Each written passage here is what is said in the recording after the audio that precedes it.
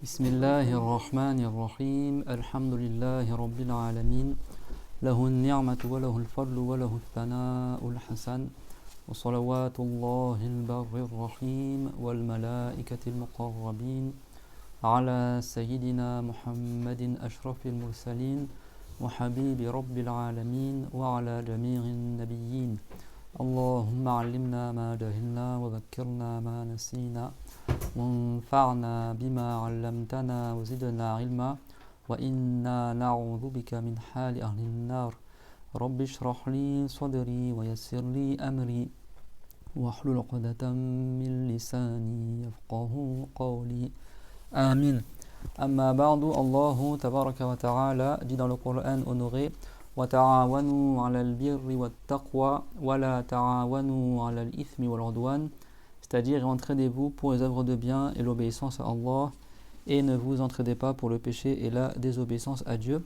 Donc on fait une bonne intention lillahi ta'ala pour s'entraider pour la piété que le fait d'accomplir les obligations et d'éviter les interdits, et on fait une bonne intention en cela par recherche l'agrément de Allah tabaraka wa ta'ala conformément à la parole du prophète sallallahu alayhi wa sallam, innamal a'malu binniyat wa innama likulli imri'in ma nawa. Et on continue dans la tribu de la parole, et comme on avait dit, c'est la tribu sur laquelle il y a eu beaucoup de débats entre les musulmans et les non-musulmans, entre les Ahlus Sunnah wal Jama'a et les égarés, au point que la science de la croyance, on l'appelle aussi Ilmul Kalam. Et Ilmul Kalam, c'est autre que le Kalam des philosophes, yani le logos des philosophes, qui a été blâmé par les savants du Salaf, d'accord. Donc ici on parle de la tribu de la parole de Allah Azza wa Jal, et c'est le dernier cours Inch'Allah. Après il n'y aura pas cours les semaines prochaines jusqu'au mois de janvier, donc on va essayer d'avancer dans le livre. La plupart de ce qui est marqué dedans on l'a déjà expliqué avant, et Inch'Allah on va essayer de prendre ce qu'Allah nous a prédestiné de prendre, Inch'Allah ta'ala. وأما دليله النقلي النصوص القرآنية والحديثية من ذلك قوله تعالى وكلم الله موسى تكليما.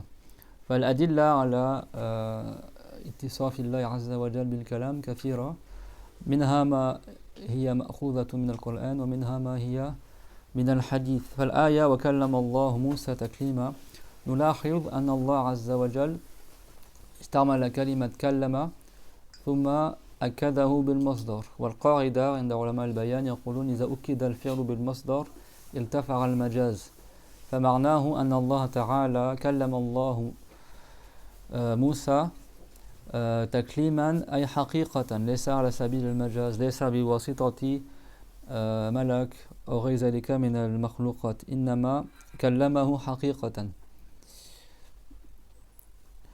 Donc parmi donc, on avait vu la preuve rationnelle la fois dernière que si Allah n'avait pas pour attribuer la parole, il aurait été muet, et s'il était muet, il serait faible, et la faiblesse contredit le fait d'être Dieu. Donc tous les attributs de Allah, ils sont confirmés par la raison. Ça ne veut pas dire que la raison saine, al-aql, c'est la base de l'islam. On ne dit pas que l'islam est fondé sur la raison. Ça, c'est la parole des philosophes. On dit la raison témoigne de la vérité de l'islam. Mais la base de l'islam, c'est les textes. Et juste un petit rappel vite fait, 2 secondes pour ne pas faire un hors-sujet. Juste, je vous rappelle que les preuves en islam, les arguments en islam, c'est pas la parole d'un compagnon, de Shafiri ou de Malik ou d'Abu Hanifa, c'est pas ça les preuves en islam. On ne dit pas Allah a pour attribuer la parole, et la preuve de cela c'est qu'Abu Hanifa elle a dit dans son livre, ou Shafiri dans son livre, les paroles des savants, c'est pas des preuves en islam, parce que les savants ils sont pas préservés de se tromper. Et on confirme pas les attributs de Allah, de la parole de un tel ou de un tel. Les preuves en islam, c'est le Coran, le hadith confirmé et l'unanimité des savants. En revanche, si tous les savants sont d'accord sur un point, là c'est une preuve. Parce que Allah Ta'ala, il a dit وَمَنْ يُشَاقِقِ الرَّسُولَ مِنْ بَعْدِ مَا تَبَيَّنَ لَهُ الْهُدَى وَيَتَّبِعْ غَيْرَ سَبِيلِ الْمُؤْمِنِينَ نُوَلِّهِ مَا تَوَلَّى وَنُصْلِهِ جَهَنَّمَ وَسَاءَتْ مَصِيرًا. Ça veut dire si quelqu'un il vient contredire le prophète alayhi salam, le messager, après qu'il lui ait été détaillé la vérité, la personne malgré ça elle suit un autre chemin que la voie des croyants, alors nous le chargerons de son péché et nous le ferons entrer en enfer, et quel mauvais devenir ce sera. De là l'imam al-Shafi'i rahimahullah, comme c'est connu de lui dans Usul al-Fiqh, Parce que c'est lui un des premiers savants qui a écrit dans Usul al-Fiqh. Il a dit ça, c'est la preuve du Coran que la majorité des musulmans sont sur la vérité. Parce que la voix des croyants, Sabil al-Mu'minin, ça ne veut pas dire que c'est une ou deux personnes, ça veut dire que c'est vraiment la masse, quoi. Et Allah Ta'ala nous a fait savoir que si quelqu'un il dévie de cette voie-là, il sera chargé d'un péché et il ira en enfer. Donc ça, c'est une preuve explicite que quoi? Que la masse des musulmans, ils ne seront jamais égarés. Outre les nombreux hadiths où le prophète alayhi salam il a dit dans le sens Inna Allah la yujmi'u amradil umma ala dalala fa idha ra'aytum fihi mukhtilafa fa alaykum bis sawadil a'zam. Ça c'est un hadith qui est Hassan rapporté par Ibn Majah. Il y a d'autres hadiths également dans le même sens que cela. Certes, Allah ne réunira pas ma communauté sur un égarement. Donc si vous voyez des divergences, alors à vous de suivre le parti du plus grand nombre. Il y a beaucoup de hadiths. Tu prends dans Al-Lumar, dans Al-Waraqat, le commentaire d'Al-Waraqat, dans les livres de Usul al-Fiqh, il y a beaucoup de...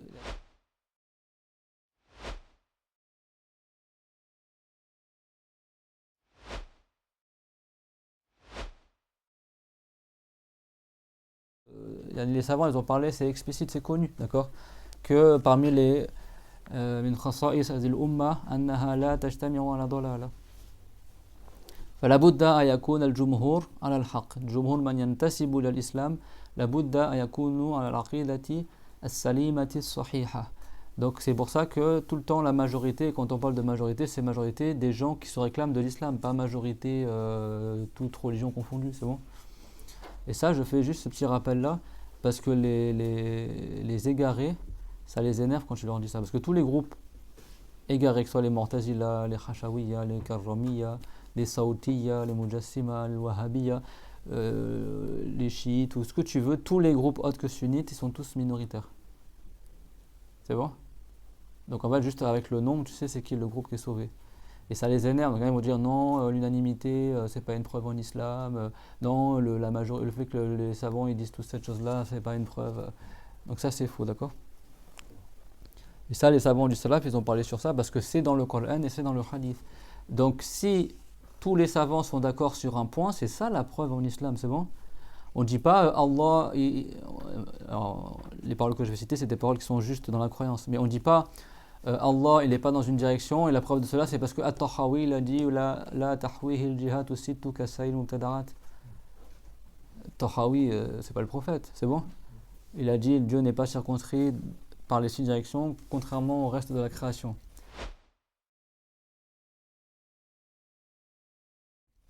C'est quoi la preuve? C'est pas la parole de Tahawi. La preuve, c'est que Tahawi il rapporte tout ce qui fait objet d'unanimité chez les musulmans. C'est ça la preuve, c'est l'unanimité. Quand Abu Mansur al-Bardadi, à la fin de son livre Al-Farq bayn al-Firaq, aujourd'hui je voulais pas ramener des livres, donc je vais pas ramener parce que je pensais pas qu'on allait parler de ça. Mais il y en a qui me fait une remarque aujourd'hui, donc ça m'a traversé l'esprit.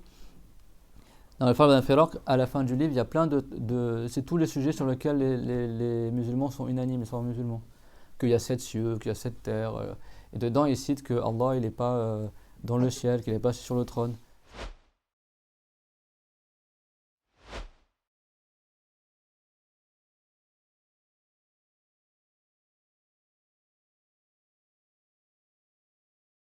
C'est bon?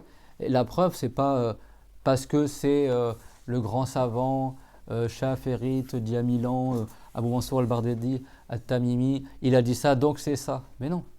La preuve, c'est. Les savants, ils disent un attribut de Allah, il n'est pas confirmé par une parole d'un compagnon du prophète.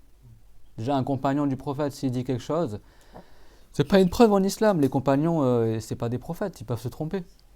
Ça ne veut pas dire qu'ils sont égarés dans la croyance, mais là on parle que même si leur parole elle est juste, ça n'a pas une valeur d'argument, de texte religieux, parce que c'est la parole du compagnon. Par contre, si c'est confirmé que le compagnon il a entendu ça du prophète, ben là c'est différent. Si c'est quelque chose qu'on déduit du Coran, c'est différent. Si tous les compagnons à l'époque du prophète, ils ont été unanimes sur ce point-là, leur unanimité est une preuve, c'est bon? Mais de dire l'imam Ali a dit ça, donc Dieu il est ainsi parce que l'imam Ali l'a dit, c'est pas une preuve en islam. Donc arrêtez de croire, parce que les wahhabites, eux c'est simple. Hein. Dès que tu sors un hadith qui leur plaît pas, ou une parole de savant qui leur plaise pas, ils vont te dire quoi? Ah non mais c'est pas confirmé, non mais ça c'est un hadith qui est faible, non ça c'est... tu vois? Donc là ils bloquent comme ça. Oui mais Shaferi, c'est quoi? Ils disent que la chaîne de transmission de Shaferi elle est pas fiable, donc du coup qu'est-ce qu'on va leur répondre? Mais qu'est-ce que tu leur réponds? Mais c'est pas la parole de Shaferi la preuve. Quand tu leur cites la parole d'Imam Ali, qui rapporte Abu Mansur al-Bardali dans son livre Farq al-Firaq, que quand il cite après l'unanimité que Dieu n'est pas soumis au temps ni dans un endroit, il te cite la parole d'Imam Ali que Dieu a créé le trône pour montrer toute puissance et il ne s'est pas pris comme endroit pour lui-même, et il te cite aussi Kana Allah wa la makan wa huwa al-an ala ma alayhi kan, deux paroles d'Imam Ali que Dieu est et il n'y avait rien et il n'y avait pas d'endroit et il est de toute éternité tel qu'il est, c'est-à-dire sans endroit. Même la parole d'Imam Ali, c'est pas une preuve dans la religion. C'est pas le prophète l'Imam Ali, c'est bon. Donc ils vont dire quoi les wahhabites? Ils vont dire ah non mais ça il n'y a pas de chaîne de transmission dans le livre donc c'est pas confirmé. Et après les frères ils bloquent sur ça. Mais en fait à quel moment on t'a dit que l'imam Ali sa parole elle compte comme preuve dans la religion? La preuve elle est pas là, la preuve elle est juste au-dessus de ce passage là, c'est quoi? C'est qu'il rapporte l'unanimité à Abu Mansur al-Bardali, c'est ça la preuve. Après il a cité des paroles de compagnons pour illustrer le sujet.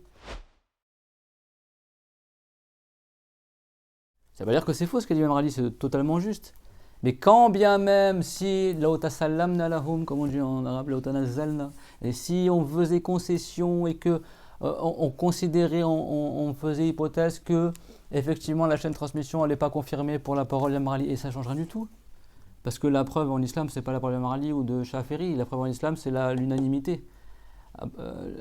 Abu Mansur al-Bardali, il te cite tous les sujets d'unanimité. Et les savants, c'est impossible qu'ils soient unanimes sur un égarement. Tahawi, tout ce qu'il cite dans son livre, ce sont des sujets d'unanimité. Et ça, il le dit au début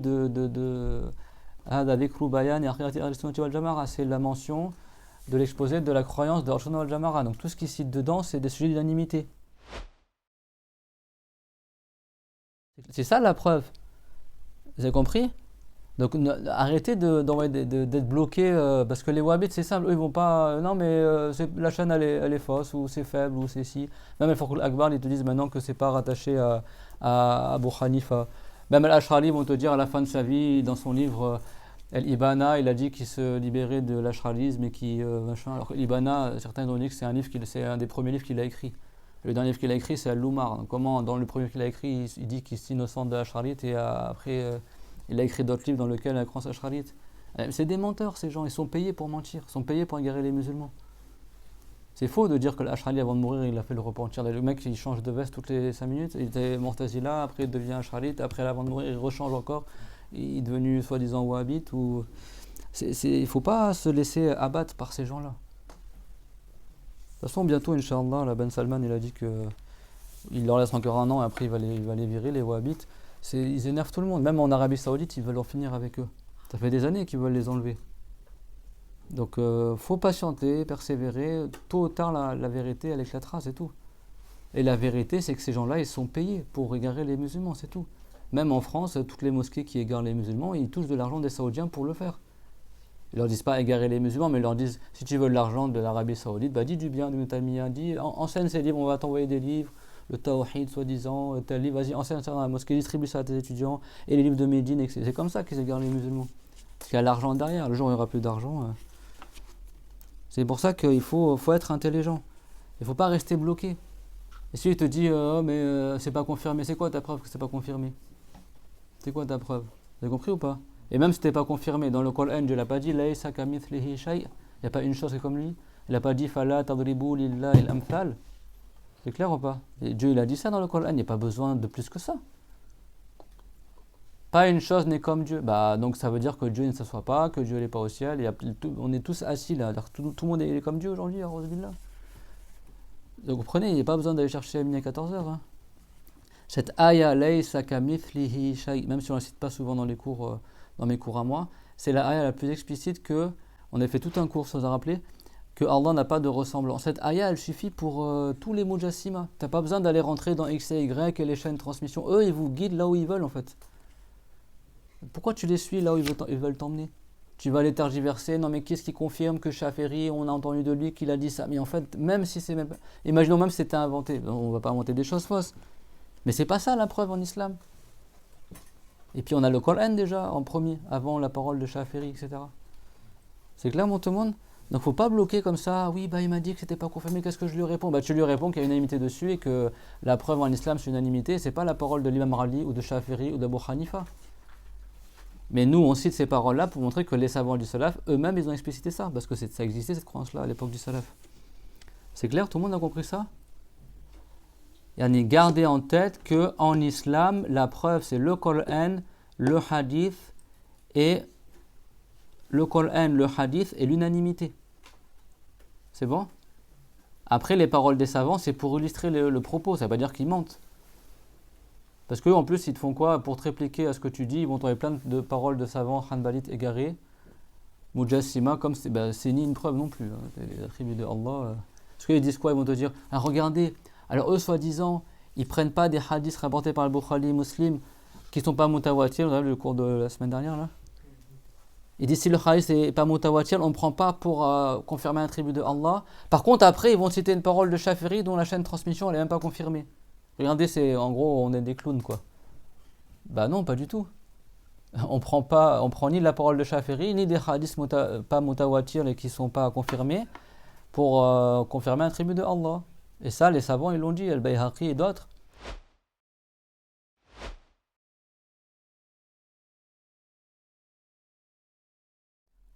Ils disent que la yathbutu sifatun lillahi ta'ala biqawli sahabiyyin wala biqawli tabi'i. C'est parce que nous on cite la parole de Shafi'i pour appuyer le propos, pour dire lui aussi il a dit ça, que ça veut dire que c'est ça l'argument. L'argument c'est pas ça. Vous avez compris ce sujet? Ça veut pas dire que nous, alors on délaisse les hadiths sahih et nos arguments c'est Abu Hanifa a dit, Shafi'i a dit avec des chaînes de transmission qui sont faibles ou pas confirmées. Et donc soi-disant nous on délaisse la parole du prophète pour prendre de la parole des savants. Parce que les wahhabites eux, ils considèrent que, même s'ils le disent plus maintenant aujourd'hui, mais c'est confirmé chez eux, c'est que pour eux, suivre les écoles de jurisprudence, c'est du shirk. Parce qu'ils prétendent qu'on délaisse le Coran et la Sunna pour aller suivre la parole des savants. Donc ça veut dire qu'on considère, que, selon eux, que la parole des savants est meilleure que la parole de Allah. Donc ils considèrent qu'on est des mouchriks. C'est ça l'arrêté des wahhabites. C'est pour ça qu'ils ne parlent jamais de madhab. Ils sont toujours là, minhaj, minhaj, minhaj. Parce que pour eux, suivre un madhab, c'est du shirk. Et à la maison, bon, je n'avais pas prévu de parler de ça, mais bon, j'aurais fait le cadrage plus haut pour mettre la photo à l'écran.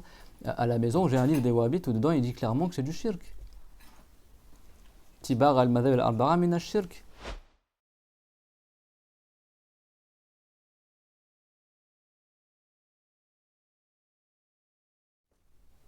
Ces gens-là, ils sont juste venus pour démolir l'islam, c'est tout. Et ils ne sont pas Ahlus Sunnati wal Jama'a. Et ces gens-là, ils sont payés par les non-musulmans pour égarer les musulmans, sachez-le. Donc si un d'entre eux sur les réseaux, et déjà arrêtez d'aller sur les réseaux, si t'as pas la science, n'allez pas aller faire les guerriers, là, soi-disant croisades, bon on va pas dire croisades, mais aller les lunaires, les croissants de lune sur internet alors que t'as pas la science. Et après tu vas être ridiculisé, regardez, il a même pas réussi à confirmer une parole de Shafi'i, chaîne de transmission, mais en fait c'est toi qui es ignorant. Parce que les attributs de Allah ne sont pas confirmés par la parole de Shafi'i. On va pas attendre que Shafi'i parle pour connaître Allah. Allah était connu par les prophètes et les compagnons avant l'existence de Shafi'i. La bonne croyance, elle existait avant Abu Hanifa, avant Shafi'i. Ce n'est pas leurs paroles qui ont posé les dogmes en islam. C'est le Coran et le hadith, la révélation prophétique. C'est ça qui est la preuve en islam. C'est clair, tout le monde? Même si on n'avait aucune parole de savant, on aurait des arguments pour prouver que Allah n'est pas au ciel, ni sur terre, ni partout, etc. etc. C'est bon? Et ceux qui sont là, non, mais Dieu il est au ciel, c'est marqué Amin tumam fis sama. Dans le Coran, c'est marqué Wa huwa ma'akum aina ma kuntum. Dieu est avec vous où que vous soyez. Pourquoi tu dis pas que Dieu est partout alors? Et c'est marqué Wasjud wa qatarib, et prosterne-toi et rapproche-toi. Donc quand tu es prosterné, tu es plus proche de Dieu. Pourquoi tu prends pas cette ayah pour dire que Dieu est sur terre, par exemple? Comme il a dit, comme ils ont dit le Jahmiya. Ibn Taymiyyah, il a écrit Bayan Talbis el Jahmiya pour répliquer au Jahmiya, parce que le Jahmiya il croyait que Dieu est sur terre. Et lui il a dit non, c'est faux, Dieu il est au ciel.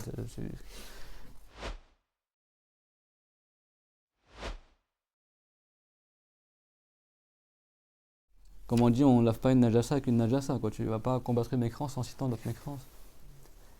Vous savez que, moi je vous dis, c'est en fait quand tu vas loin chez eux, quand vraiment ils ont la confiance et vraiment ils te livrent leurs détails, la croyance des wahhabites, elle est horrible. C'est que les wahhabites, pour eux, c'est obligatoire de croire que Dieu a pour attribuer la lourdeur. Eux, ils disent que Dieu il est lourd. Clairement, moi j'ai vu des vidéos des Saoudiens, ils le disent clairement. Il faut croire que Dieu il est lourd et Ibn Taymiyyah, il cite même la parole des Juifs que quand Dieu s'est assis sur le trône, les anges ils n'ont pas réussi à porter Dieu, soi-disant. Et te dit bien, mais dit oui, ça c'est les Juifs qui le racontent, mais bon, les compagnons l'ont rapporté sans le contredire, donc on a le droit de le dire la même chose.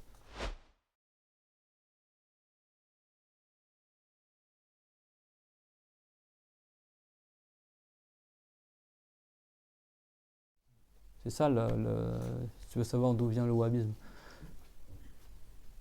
Les compagnons n'ont jamais dit ça. Hein. Il dit soi-disant, après Dieu de son trône, il a dit dites la hawla wa la quwwata illa billah. Et là, les anges, ils ont retrouvé la force pour porter le trône.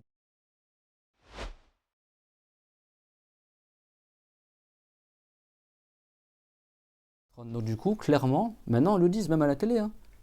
Dans les assises wahhabites, ils disent oui, il faut croire que Dieu il est lourd, qu'il a pour attribut à thiqal, et que quand c'est sur le trône, ça fait un bruit de cuir, un atwit, etc. Et que oui, Dieu il est lourd, etc. C'est quoi cette croyance? Et comment tu peux dire ça? Et après, à côté, dans le Coran, c'est marqué Laysa kamithlihi shay. Comprenez? Il n'y a pas besoin de chercher à midi 14 heures. Eux, ils disent que Dieu il monte, il descend, il est lourd, il rigole, il se met en colère, il est content. Il a des mains, il a des pieds. Même certains wahhabites ils disent que Dieu il est assis, il a un pagne autour de la taille, comme il est habillé comme les pèlerins. Ibn Taymiyyah il dit carrément que Dieu a des sandales en or et qu'il est assis dans un jardin, etc. Parce qu'il y en a, ils ont rêvé de Dieu comme ça, etc. Enfin, il ne te reste plus qu'à dire que Dieu est un homme. Comment après tout ça, après tu vas réussir à combiner ça avec la ayah fala tadribu lillahi al-amthal, n'accordez pas de ressemblant à Dieu? Ou laysa kamithlihi shay ou lam yakul lahu kufuwan ahad. Comment ça peut être compatible? Une fois, il y a un frère, il a dit à un wahhabite, si seulement Muslim, il n'avait pas rapporté le hadith al-Jariya, le hadith de la femme esclave, parce que le Bukhari, il n'a pas rapporté cette version-là. Et Malik, il l'a rapporté avec une autre version, dans laquelle elle a témoigné. Et la version aussi où elle a dit fils Sama. Fils Sama, c'est-à-dire dans l'élévation. Oui, Dieu, il a pour attribuer l'élévation, mais ce n'est pas l'élévation physique, c'est l'élévation du mérite. C'est clair? Mais bon, ce hadith-là, il n'est même pas confirmé par tous les savants du hadith. Muslim, il l'a jugé sahih, al-Bukhari non, parce qu'il n'est pas dans le Bukhari. C'est bon? Donc les savants déjà, ils ne sont pas d'accord sur ce hadith-là. An-Nawawi, il l'a interprété, ceux qui ont dit s'il est sahih, il faut l'interpréter, le combiner avec d'autres versions. Enfin, c'est tout un truc. Donc le hadith, il fait pas, et c'est même pas un hadith mutawatir, c'est clair? Et c'est même pas un hadith sur lequel tous les huffaz sont d'accord qu'il est sahih. Donc on ne prend pas un hadith comme ça pour confirmer un attribut de Allah. On ne fonde pas les dogmes religieux, la croyance, sur des choses qui sont bancales, comme on a vu dans le cours précédent. Mais comme malheureusement il est dans le sort de Muslim, parce que lui, Muslim, et en plus il ne l'a pas mis dans le chapitre de la croyance, il l'a mis dans le chapitre concernant l'affranchissement des esclaves. Parce que l'histoire, elle parle d'une femme esclave qui a été affranchie. Et dans une version, c'est un homme, et dans une version, elle est muette, dans une version, elle parle, dans une version, elle ne sait pas parler l'arabe. Enfin bref, toutes les versions se contredisent. Bon, beaucoup de savants, ils ont dit, on met de côté, quoi, c'est bon. Et même si c'eût été soi-disant sahih, c'est sahih que à condition que tu le rassembles avec la version où elle a témoigné, parce que le prophète ne va pas juger quelqu'un musulman. Il ne va pas le juger musulman pour la parole fils Sama. Et fils Sama, c'est interprété dans le sens que c'est pas dans le ciel, mais dans l'élévation, parce que Sama en arabe à la base, ça ne veut pas dire le ciel, ça veut dire l'élévation. L'élévation, elle est soit dans physique, soit morale, soit dans le sens du degré. Donc vous avez vu, il faut bien gérer le hadith. Mais de toute façon, à partir du moment où le hadith il n'est pas confirmé par tout le monde, donc ce n'est pas une preuve fiable pour les attributs, parce que la croyance, on ne se sert que des arguments qui sont qat'i, c'est-à-dire vraiment irréfutables, il n'y a aucun doute, aucune poussière dessus. Là, il ne remplit pas les conditions du hadith. Donc même s'il est jugé sahih par certains savants, c'est sous certaines conditions. Et en plus, si Muslim, il considérait que ce hadith confirme un attribut de Allah Azza wa Jal, il l'aurait cité dans le chapitre concernant la croyance. Il ne l'aurait pas cité dans le chapitre concernant les esclaves. C'est-à-dire lui, tout ce qu'il a retenu en fait du hadith, c'est que la femme... si quelqu'un il frappe sa femme esclave, est-ce que c'est bien qu'il la libère ou pas? De toute façon, en islam, vous savez, l'islam il a encouragé à libérer les esclaves. C'est clair? Donc, Muslim, il l'a cité dans ce contexte-là. Il l'a même passé dans le contexte des attributs de Allah Azza wa Jal. Comprenez? Mais comme il est dans le train de Muslim, les wahhabites sont vraiment à fond avec ce hadith. C'est vraiment le pilier central de leur dogme, etc. Et donc eux, bien sûr, ils vont réfuter. Pour eux, n'importe quel hadith, tu peux le prendre pour... tant que ça va dans leur sens à eux, tu le prends pour les attributs. Donc eux, ils n'ont rien à faire, c'est mutawatir, pas mutawatir, etc. Et donc un frère lui a dit, si seulement Muslim, il n'avait pas cité ce hadith. Parce qu'en fait, lui, malgré lui, il a cité en fait quelque chose qui... Si le hadith il n'est pas confirmé, ou il pose problème au niveau des règles religieuses, pourquoi tu le mets dans le sahih? Bukhari, qui était plus fort que Muslim, lui, il n'a pas mis ce hadith-là dans le sahih al-Bukhari. Et l'imam Malik, qui est l'étoile dans le hadith, il a cité cette version-là, mais il a cité l'autre version avec laquelle tu peux rassembler, qui est qu'elle a témoigné. Et dans l'Usul, c'est connu, dans les hadiths rapportés par le Bukhari et d'autres, quand le prophète il a envoyé Abu Bakr, etc., vers certaines régions et tout ça. Et la première chose qu'il a dit, c'est tu les appelles à l'islam, tu leur fais témoigner. Et après, s'ils ont témoigné, tu leur donnes de faire la prière, etc., etc. Et c'est hyper connu qu'il y a plein de hadiths du prophète qui prouvent que si quelqu'un veut rentrer en islam, ou la preuve qu'il est musulman, c'est qu'il témoigne. L'attestation de foi avec un seul Dieu, c'est Allah, Mohammed est le prophète de Allah. À aucun moment, tu dois dire Dieu est dans le sama. C'est clair? Donc les savants, ils ont dit, c'est pas juste ce hadith tout seul qui a prouvé qu'elle était musulmane, c'est parce qu'elle a témoigné. Elle a témoigné, et après le prophète, il lui a demandé, qu'est-ce que tu crois au sujet de Allah? Et c'est quoi pour toi Allah le mérite qu'il a? Elle a dit fils sama, genre il est très élevé. Et après le prophète, il aurait dit, bah alors libère-la, elle est croyante. Parce que la personne a dit, si elle est croyante, je la libérerai. Parce qu'il l'avait frappé injustement. C'est bon? Ceux qui ont interprété, attention, ont interprété en rassemblant avec l'autre hadith. Mais il y en a, ils ont dit, comme les deux hadiths de manière apparente sont contradictoires, on rejette. C'est clair? Ceux qui ont interprété, ils n'ont pas interprété le hadith en le gardant tout seul. Ils l'ont rassemblé avec les autres versions en essayant de combiner l'histoire complète. Et comme elle avait témoigné, et en plus de ça, elle a dit fils sama, et ça, c'est pas nécessaire qu'elle le dise pour être musulmane, ben, le prophète, il a jugé musulmane. Ça, certains savants disent ça, mais c'est certains savants, c'est pas tous. Hein. Il y en a, ils ont mis de côté. C'est clair, tout le monde? Certains ont dit qu'il est muttarib le hadith, c'est-à-dire qu'il y a trop de versions, et si toutes les versions sont confirmées, ben, comme toutes les versions sont contradictoires, eh ben, on rejette toutes les versions. Il n'y en a aucune qu'on prend en considération. Et ceux qui ont interprété, bah, ils ont combiné les autres versions, ils n'ont pas dit qu'il est muttalib. Bon, c'est tout un cours, hein, le hadith al-Jariya. Et le wahhabite, quand quelqu'un lui a dit ça, c'est qu'est-ce qu'il a répondu? Quand quelqu'un lui a dit si seulement Muslim l'avait pas dans son sahih. Parce qu'en fait, ça a fait un mal quand même dans la communauté, le fait que ce hadith-là, il existe dans le Muslim. Bah, lui, il a répondu, ah bah si seulement Dieu n'avait pas dit Laysa kamithlihi shay. A'udhu billah. Mais ça veut dire quoi? Ça veut dire que ça montre à quel point cette ayah, elle leur pose problème. Parce que cette ayah, tu peux pas c'est du Coran. C'est clair? Lui, il s'enfonce dans la mécrance, a'udhu billah. Comment tu regrettes qu'une ayah du Coran soit révélée? En plus, c'est la ayah la plus explicite dans la croyance. C'est un bout de ayah, c'est pas la ayah en entier. Qu'on avait déjà cité dans les cours précédents. Laysa kamithlihi shay'un wa huwa as-sami'ul basir. Dans Sourate Ash-Shura, l'ayah numéro 11. Bah reviens à cette ayah, ne va pas dans les méandres là de l'antre du Minotaure là. Là c'est pas le Minotaure que tu vas trouver, c'est le Shaitan. Eux ils te font rentrer, non alors prouve-moi que la chaîne de transmission de Shafiri allait sortir, donc tu vas la chercher alors qui a dit ça. Mais en fait pourquoi tu vas jusque là? Alors que Shafiri c'est même pas l'argument en réalité. Tu dis même si on supposait qu'elle n'était pas fiable sa chaîne de transmission, Allah il a dit Laysa kamithlihi shay. Tu veux dire que cette ayah elle n'est pas confirmée? C'est tout, il n'y a rien à dire derrière tout ça. Il ne faut pas aller chercher trop loin. Déjà, ces gens-là, ils sont payés pour égarer les musulmans. Je crois que lui, tout gentiment, il va revenir à la vérité. Il s'en fout de la vérité. Ils sont payés. S'il ne dit pas ces paroles-là, il ne va pas avoir la subvention pour sa mosquée, ou il ne va pas être financé pour son TikTok, ou pour faire ses vidéos, etc.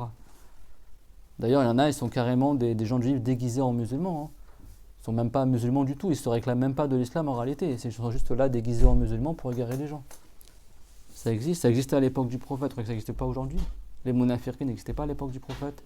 Tu avais des munafiqs, des hypocrites qui priaient dans le prophète et dans son dos, ils le critiquaient. Et ils ne croyaient pas au prophète Mohammed. Si devant la meilleure des créatures, il y avait des gens qui ne croyaient pas en lui et qui se faisaient passer pour des musulmans, vous croyez qu'aujourd'hui ça n'existe plus ça? Mais bien sûr que ça existe. Des fausses mosquées, des faux musulmans, des faux imams, des faux savants, ça existe à l'appel à notre époque. Ils sont tous main dans la main pour égarer les musulmans. Et malheureusement, les sunnites, on dirait qu'ils dorment au lieu d'enseigner la vérité. Donc, parmi les sectes égarées, il y avait les Mu'tazila. Les Mu'tazila, qu'est-ce qu'on avait dit dans les cours derniers? Eux, est-ce qu'ils considèrent que Dieu a une parole? Non. Et ils disent que quand on dit que Allah il parle, c'est au sens figuré. C'est-à-dire que c'est un majaz. Majaz, ça veut dire que c'est pas le sens propre. C'est-à-dire que c'est pas Dieu réellement qui parle selon eux, mais Dieu il crée la parole dans la créature. Il y a toujours un intermédiaire, c'est clair? Et ben, parmi les preuves que ça c'est faux et que Allah il a réellement pour attribuer la parole au sens propre, et pas au sens figuré. Donc tu as des textes coraniques, des textes du hadith dans votre livre, c'est marqué parmi les textes, et il y a la parole de Allah Ta'ala, wa kallama Allahu Musa taklima, et Allah a parlé à Moussa d'une parole. Alors en arabe, il y a une règle, ceux qui font l'arabe avec moi, ils le savent, tu as le fi'al masdar, le nom commun duquel est tiré le verbe, on appelle le masdar, le nom source. En arabe, il y a une règle en rhétorique arabe, en lyrisme arabe, en balagha, c'est que quand on emploie un verbe et tu répètes après le verbe le nom qui correspond au verbe, ça désigne le sens propre. C'est impossible que tu fasses un majaz. C'est clair? Si je fais un rapprochement d'idée en français, tu as le verbe frapper, ça c'est le verbe. Le nom commun qui correspond au verbe frapper, c'est quoi? Frappe. Donc si je dis je l'ai frappé d'une frappe, c'est obligé que tu le comprennes en rhétorique arabe que tu l'as frappé réellement. Tu vas pas dire je l'ai frappé d'étonnement ou c'est un majaz, c'est un sens figuré, je l'ai frappé dans le sens je l'ai étonné. Non, parce que tu as dit d'une frappe. Comprenez? Par exemple, tu dis, j'en sais rien moi, j'ai mangé à manger par exemple, j'ai bu une boisson. Là, tu vas pas dire j'ai mangé dans le sens j'ai mangé une grosse punition. Bon, ça marche pas. J'ai lavé un lavage. On va pas dire ici j'ai lavé dans le sens, je sais pas moi, un sens de la métaphore. Vous comprenez ou pas? Parce que tu as employé le verbe qui a été reconfirmé par la suite par le nom correspondant au verbe. Et dans la ayat, Dieu l'a dit, wa kallama Allahu Musa taklima. Et taklim, à la wazni tafril, c'est le masdar de kallama. D'accord? Et donc, alors la main yaqulun iza ukkida al-fi'lu bil masdar iltafara al-majaz. Al-fi'lu kallama masdaruhu taklim. Kallama takliman. فالله تعالى لم يقل وكلم الله موسى فقط. هنا قد يحتمل المجاز. والمجاز موجود في كثير من الأحاديث عندما يروى مثلا أن في القبر الله يسأل بعض الناس لماذا فعلت كذا وكذا. الله تعالى لا يكلم الناس في الدنيا بكلامه إنما يرسل ملكا مبلغا عن الله تعالى. ففي بعض الأحاديث يروى أن الله يسأل فلان وفلان معناه يرسل ملكا والملك يقول إن ربك يقول كذا وكذا وكذا. لكن باب المجاز نسب السؤال إلى الله عز وجل.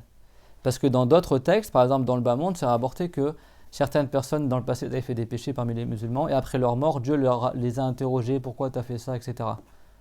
On a déjà parlé d'une histoire comme ça dans le passé par rapport à ceux qui volaient des trucs dans les tombes, etc. Ça c'est dans le bas monde, c'est-à-dire que Dieu il parle pas aux gens directement dans le bas monde. C'est clair ou pas? C'est-à-dire que dans cette vie d'ici-bas, à part Mohammed, Moussa et Jibril, personne n'entend la parole de Allah qui n'est pas un son et d'être une langue. C'est bon? Et ça c'est dans le Coran, que Allah il parle toujours soit derrière, il y a un hijab ou il y a Allah Ta'ala, pour le reste de la création, il y a toujours un intermédiaire. Donc quand vous voyez, par même le jour où les âmes ont été sorties du dos de Adam, d'accord, ceux qui iront à la Umrah avec moi, Inch'Allah on ira à Arafat, proche de Arafat, tu as une vallée qu'on appelle Narman al-Arak. C'est là où Adam alayhi salam il était à une certaine époque et Dieu il a fait que de son dos il sortent tous les âmes des humains.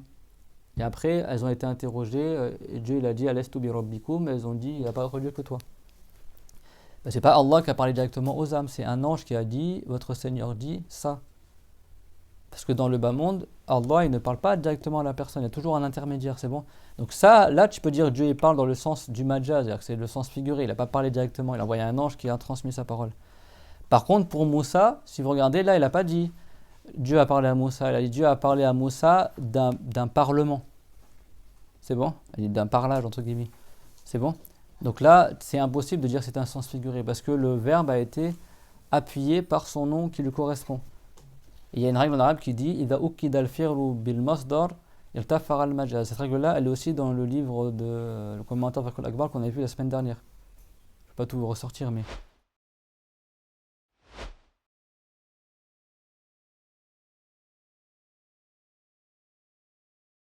C'est-à-dire que c'est quelque chose qui est connu chez les savants. C'est une règle dans la science qu'on appelle al-bayan, al-balar, la rhétorique arabe. Et ça, c'est une réplique pour les Mu'tazila. C'est-à-dire que ici, c'est réellement Dieu l'a parlé à Moussa. Et c'est pas par un intermédiaire. Parce que si c'était par un intermédiaire, ça voudrait dire que Dieu n'aurait pas réellement parlé à Moussa, mais il aurait envoyé quelqu'un qui parle à Moussa au nom de Allah. Donc le fait de dire que c'est Dieu qui a parlé à Moussa dans ce cadre-là, ça voudrait dire que ce serait un sens figuré. C'est-à-dire que c'est une métonymie, quoi. C'est-à-dire que comme c'est Dieu qui a ordonné à la personne de parler à Moussa, soi-disant, donc c'est comme si Dieu avait parlé à Moussa, c'est bon? Mais dans ce cas-là, le fait de dire Dieu a parlé à Moussa, ce ne serait pas au sens propre, ce serait un sens figuré. C'est clair? Et c'est ça qu'ils veulent dire les Mu'tazila. Les Mu'tazila, ils prétendent que c'est l'arbre qui a parlé à Moussa, c'est pas Dieu directement. Et ça, c'est totalement nul et non avenu. Pourquoi? Parce que c'est pas conforme avec la langue arabe. Si ce n'était pas Dieu directement qui avait parlé à Moussa, Allah n'aurait pas appuyé le verbe par le masdar. Comprenez ou pas? Ça, c'est-à-dire que. Mais les wahhabites, c'est pareil. Tous les groupes égarés, tu peux les casser rien qu'avec la langue arabe. Parce que si quelqu'un interprète le Coran par quelque chose qui n'existe pas en langue arabe, ou quelque chose qui n'est pas rhétorique en arabe, ou qui est faux en langue arabe, tu es sûr que c'est faux. C'est de l'égarement. C'est clair? Par exemple, quand les wahhabites, ils expliquent la ayah ar-Rahmanu al-Arsh istawa. S'ils expliquent istawa dans le sens de jalasa, ça casse la valeur rhétorique de la phrase. C'est-à-dire que la phrase, elle devient, en arabe, on dit rakik. Il n'y a pas d'intérêt dans le fait de citer ça dans la phrase. C'est du langage pédant, d'accord? Parce que du langage, du remplissage de pages qui ne sert à rien. Et si quelqu'un prétend que dans le Coran, il y a des choses qui ne sont pas utiles ou qui ne sont pas rhétoriques, bah c'est comme s'il niait le miracle du Coran. Parce que le miracle du Coran, c'est son éloquence. Le miracle du Coran, c'est son éloquence, c'est bon? C'est pas ceux qui cherchent dans les chiffres ou je sais pas quoi. Le plus grand miracle du Coran, c'est qu'il est un texte qui est le plus haut niveau dans la rhétorique et il n'y a aucun texte qui est aussi fort que le Coran dans la rhétorique. Il n'y a pas un texte plus éloquent que le Coran. Aucun être humain n'est capable de faire plus éloquent que le Coran. C'est ça qui a rendu incapables les gens. Ils ont été incapables, les Arabes de l'époque, de faire mieux que le Coran, ou pareil que le Coran, ou pareil qu'une sourate du Coran, ou pareil qu'un seul verset du Coran. C'est clair? Ou 10 versets.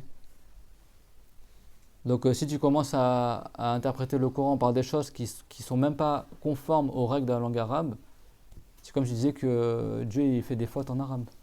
Cette ayah wa kallama Allahu Musa, je prétends que ça veut dire que c'est pas Dieu directement qui a parlé à Moussa, mais c'était quelqu'un d'autre. Bah ça veut dire que Dieu serait trompé alors dans la ayah, parce qu'il a appuyé le verbe par un masdar. C'est clair? Et le Coran est descendu dans la langue des Arabes. Donc c'est impossible que dans le Coran il y a quelque chose qui est contraire à la manière de parler des Arabes. C'est conforme à la manière de parler des Arabes, mais encore mieux que la manière de parler des Arabes. C'est clair, tout le monde? Tout le monde a compris la preuve que... Donc, loin de nous de dire que Dieu n'a pas pour attribuer la parole. Parce que les soi-disant, les mujassima, les wahhabites qui se font passer pour des hanbalites, là, tu as des hanbalites mujassima, ils disaient quoi, soi-disant, de ce qu'on m'a envoyé apparemment? Ils disent, soi-disant, que les asharites, en fait, ils enseignent la croyance des Mu'tazila, mais de manière maquillée. C'est-à-dire qu'en fait, ils font croire qu'ils ne sont pas Mu'tazila, mais en fait, ils t'enseignent la croyance des Mu'tazila. Bah non, pas du tout. Parce qu'ils croient que quand tu dis que la parole de Allah, c'est pas un son, ni d'être une langue, ils croient que tu es en train de dire que Dieu n'a pas pour attribuer la parole. Eux, c'est blanc ou noir, il n'y a pas de juste milieu chez eux, quoi. Ça, c'est un gros problème chez ces gens-là, c'est qu'ils sont très faibles d'esprit. Ils sont très, très faibles d'esprit. Très idiots, quoi. C'est pas le chiffre le plus salé du paquet, quoi. C'est pas les lampadaires les plus lumineux de la rue, quoi. C'est bon? Donc le problème, c'est ça chez eux. C'est qu'en fait, ils réfléchissent pas. Et pour eux, c'est interdit de réfléchir quand tu parles de Allah. Donc, qu'est-ce que tu veux faire? C'est pour ça que ne perdez pas votre temps avec ces gens-là. Nous, on en parle parce qu'ils nuisent aux musulmans. Ils égarent les musulmans et personne n'en parle quasiment. Alors, nous, on est là, on veut pas aller en enfer. Hein. Après, ceux qui sont capables de parler, les savants qui ont appris et qui savent ces égarés, ils sont là. Non, mais nous, on ne considère pas qu'ils ne sont pas des musulmans. Non, nous, oui, ils sont égarés, mais bon, qui font les fines bouches comme ça, etc. Alors que c'est des gens qui insultent Allah, des gens qui considèrent que Allah c'est une créature, des gens qui travaillent avec les gens du livre, etc., qui ont la croyance des gens du livre. Jusqu'à quand ça va durer ça? Ils vont dire quoi au jour dernier, ces gens-là? Regarde, en Algérie, tu as le cher Shamsuddin, que Dieu le préserve. On voit que lui, quoi. Allah Akbar, il y a une personne qui ose parler à la télé ou... c'est quoi l'état de la communauté à notre époque? Que Dieu le préserve. Hein. Bientôt, il va faire un débat. De toute façon, c'est bientôt la fin des wahhabites. Faut pas... Et même si c'était pas bientôt la fin, moi je vous dis, même si les gens ils n'écoutent pas ce que tu dis, etc., c'est la croyance du prophète Mohammed, l'important c'est l'au-delà. Ce qu'ils disent les gens aujourd'hui, le niveau d'intelligence est tellement faible, les gens sont tellement dans la dunya, tellement ignorants, franchement ce qu'ils disent les gens, que les gens y parlent, hein, franchement on n'a rien à perdre, hein, au contraire. Hein. C'est... Subhanallah. C'est étonnant qu'il suffit juste que tu lises dans les livres des savants sunnites, t'as tout qui est marqué en arabe. Achète l'Asma wa Sifat d'Al-Bayhaqi, achète les commentaires je sais pas, dans Tahawiya, il y a combien de livres, dans Ashir et tout ça. C'est écrit depuis des siècles, ça. Même les arguments, comment tu répliques à ces gens-là, etc. Al-Kawthari, qui était le mufti de l'Empire ottoman il y a presque 100 ans, lui, il a déjà tout écrit. Zayn Dahlan, il y a 150 ans ou 200 ans, qui était le mufti de la Mecque, quand il a parlé de la fitna des Wahhabites, il a cité limite tous les arguments contre les Wahhabites. Le travail il a déjà été fait depuis des siècles. Hein. Mais les gens, à notre époque, ils dorment, subhanallah. Personne n'ose parler, non, c'est un tabou. Surtout pas parler des Wahhabites. Même en France, il y a plein d'imams qui viennent du bled. Ils savent que les Wahhabites, c'est des égarés, mais non, on ne va pas faire la fitna, va, tais-toi, non, c'est des tabous, etc. C'est quoi cette trahison, subhanallah? Après, nous, on est là, moi qui ne suis même pas un savant, rien du tout. Tu parles, franchement, c'est tout un autre honneur quand tu dis alhamdoulilah. Allez, les savants, ils sont où? C'est quoi cette. Vraiment, ça fait pitié. Tu dis, mais. C'est ça le courage que vous avez. Ça m'étonne pas après quand tu vois certaines choses. Donc, les Mu'tazila, ils reviennent au goût du jour, hein, les Mu'tazila aussi. Hein. Donc, comment on réplique? On dit la preuve que Allah, il a pas attribué la parole du Coran, et là, c'est une preuve irréfutable. C'est que Allah, il emploie le verbe kallama et il a mis taklim après, le masdar. C'est bon? أيسمعه كلامه الأزلي الأبدي أزلي ليس له بداية أبدي ليس له نهاية ففهم منه موسى ما فهم عندما نقول الله تعالى كلم موسى ليس معناه أن هناك صوت حل في أذن موسى عليه السلام كلام الله ليس صوتا ينتقل ويحل في الأذن مفهوم؟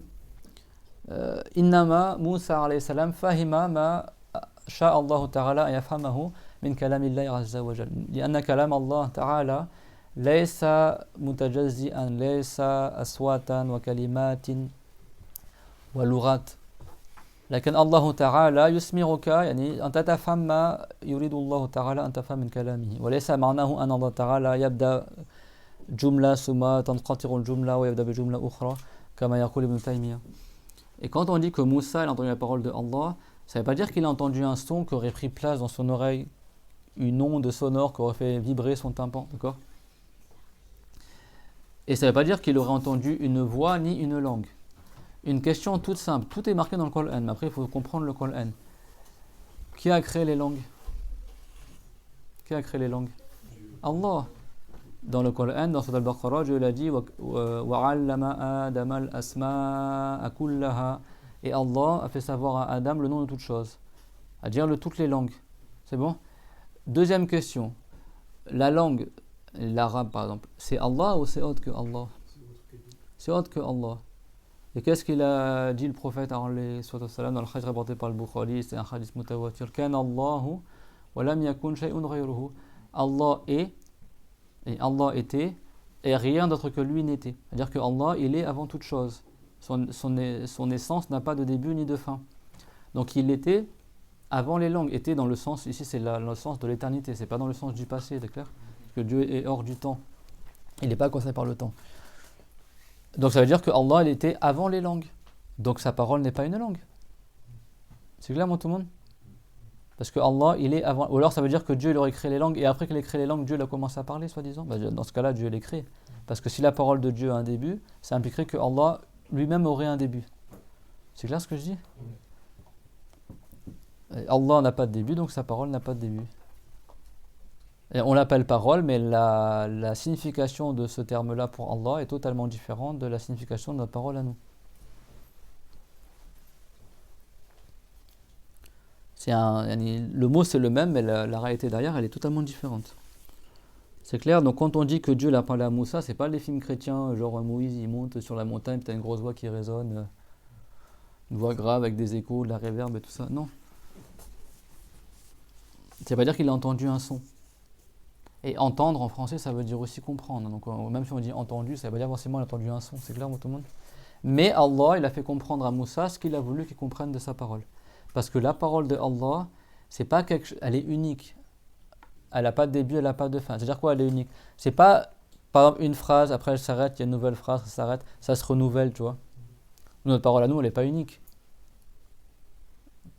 Là, quand je parle, tu vois, même si quelqu'un, imaginons quelqu'un, il a des sous-titres, tu as une phrase qui s'écrit, après tu en as une autre, après tu en as une autre. Et nos paroles, elle est faite de parties, de phrases qui se succèdent, même de lettres qui se succèdent dans un mot.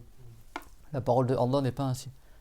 C'est-à-dire que ce n'est pas une phrase qui se découpe en parties, etc. Mais après, toi, ce que tu comprends de la parole de Allah, tu peux après le retraduire par des phrases. Le Coran, le livre révélé, c'est une traduction de la parole de Dieu. C'est clair? Mais ça ne veut pas dire que Dieu il dit que ça, que ce qui est marqué dans le Coran. Le vrai évangile, la vraie Torah, ce sont aussi des traductions de la parole de Allah. C'est certaines informations qui ont été traduites de ce que Dieu il a dit, c'est clair? Mais il n'y a pas que ça. C'est que la parole de Allah, elle n'a pas de début, elle n'a pas de fin. Mais après, au jour dernier, chacun il va comprendre quelque chose de différent. Et ce sera toujours la même et unique parole de Allah. Toi, ce que tu en comprends, c'est un début, c'est une fin. Mais la parole de Allah, elle n'a pas de début, elle n'a pas de fin. Au jour dernier, pas dans le bas monde. Dans le bas monde, on a dit qu'il n'y a que Moussa, Jibril et Mohammed qui ont entendu la parole de Allah. Dans l'au-delà, tout le monde entendra la parole de Allah. Sans entendre une voix, ni un son, ni des lettres. C'est bon les enfants? Au jour dernier, tout le monde sera interrogé par Allah en même temps et chacun comprendra quelque chose de différent. Et il y en a, ils seront heureux, il y en a, ils seront malheureux. Il y en a, ils vont comprendre la parole de Allah, l'honneur et la glorification, comme les prophètes. Parce que les prophètes, certains ont dit qu'ils seront interrogés, mais pas comme blâme, mais juste pour montrer leur mérite. C'est pas que quand Nour il sera ramené, il sera demandé à Nour, alayhi salam, est-ce qu'il a bien transmis à son peuple? C'est pour montrer à tout le monde que oui, il a bien transmis à son peuple et que son peuple c'est des menteurs. Ça ne veut pas dire qu'il est en train d'être réprimandé. C'est bon? Mais celui qui a désobéi à Allah, il sera interrogé dans le tawbir, c'est-à-dire dans le blâme. Et lui, il sera inquiété lorsqu'il entendra la parole de Allah Azza wa Jal. Et tout ça, ça sera en même temps. Ça prouve que la parole de Allah, c'est pas un son derrière une langue. C'est bon pour tout le monde? Donc Moussa, il a compris certaines choses de la parole de Allah. C'est-à-dire qu'il a compris ce que Dieu a voulu qu'il comprenne de sa parole.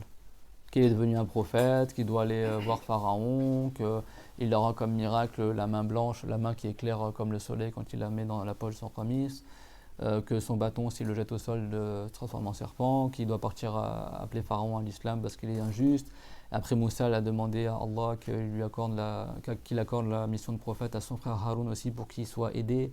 Et Dieu lui a accordé, et après il a dit pars avec ces deux miracles et ton frère et appelez Moussa à l'islam. D'ailleurs ça c'est parmi les choses qu'il a compris Moussa de la parole de Allah Azza wa Jal. Mais la traduction de ça elle est par des phrases. Dans le Coran elle dit cette histoire là par des phrases. Mais ça ne veut pas dire que la parole de Dieu c'est des phrases. Mais l'expression de la parole de Allah elle est créée. C'est clair tout le monde? D'ailleurs une toute petite parenthèse comme il a dit à Suyuti et comme il dit avant les tafsirs, le Coran c'est un miracle n'est-ce pas? C'est-à-dire que les ayats du Coran on ne peut pas faire plus éloquent que ça. Nous, d'accord. Alors Dieu est tout puissant à faire plus éloquent que ça, mais nous, on n'est pas capable de battre le Coran en rhétorique. Donc vous imaginez bien que les paroles de Pharaon ou de je sais pas qui dans le Coran, c'est pas leur vraie parole qui est rapportée dans le Coran. C'est bon? C'est-à-dire que Dieu, il a révélé dans le Coran la signification de leurs paroles, mais sous une forme hyper rhétorique. Ça ne veut pas dire que eux, c'était des... ils ont fait quand ils parlaient, c'était des ayats du Coran qui parlaient. Quand tu vois, quand tu as la ayat au Pharaon, en plus cette ayat, on a beaucoup, ils la mettent sur TikTok, là, limite on dit qu'ils font un concours de récitation, là. Je sais pas s'ils comprennent ce qu'ils récitent. C'est Daruni, Akotulumu, etc. Et le font comme si c'était une chanson, enfin on dirait qu'ils sont là avec plein d'émotions, tout ça. La ayat, ça veut dire laissez-moi tuer Moussa. Tu vois, c'est quand Pharaon il demande à ses sorciers pour tuer Moussa. Eux ils sont là en mode comme c'était une ayah hyper émouvante, etc. Ils font des concours des fois. Bah, comment la phrase elle est formulée en arabe, c'est hyper éloquent, etc. Ça ne veut pas dire que Pharaon il a dit réellement mot à mot ça, mais ça a été reformulé dans une forme qui est hyper rhétorique. Donc c'est déjà la parole des créatures dans le Coran, c'est pas leur vraie parole, c'est l'expression de leur parole. Alors que dire de la parole du Créateur? Comprenez le sujet ou pas? C'est pas tout ce qui est dans le Coran. Par exemple, quand tu as la parole de Isa, ça ne veut pas dire que mot à mot il a dit comme ça. Mais Dieu il a rapporté l'explication de leur parole, mais dans une forme hyper rhétorique. C'est bon? Donc quand les savants ils disent que le Coran c'est un miracle, ils sont tous d'accord, les savants du tafsir, à dire que les paroles des gens qui sont rapportées dans le Coran, ça ne veut pas dire qu'eux, ils étaient capables de sortir des ayats coraniques quand ils parlaient de la vie tous les jours. Non, c'est que Allah, il a reformulé leurs paroles. Surtout que Pharaon, est-ce qu'il a parlé en arabe à l'époque de Moussa ou Isa, etc. Mais ça a été reformulé en arabe d'une manière extrêmement rhétorique. Mais ce n'est pas la parole mot à mot qu'ils ont dite. C'est la signification de leurs paroles.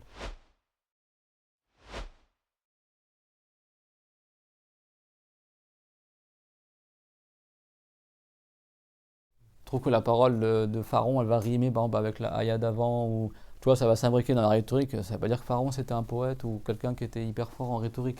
Non, mais Dieu, c'est le Coran, c'est un livre parfait. Même quand il rapporte des choses dans le Coran, c'est sous une forme, tout est stylisé, tout est rhétorique.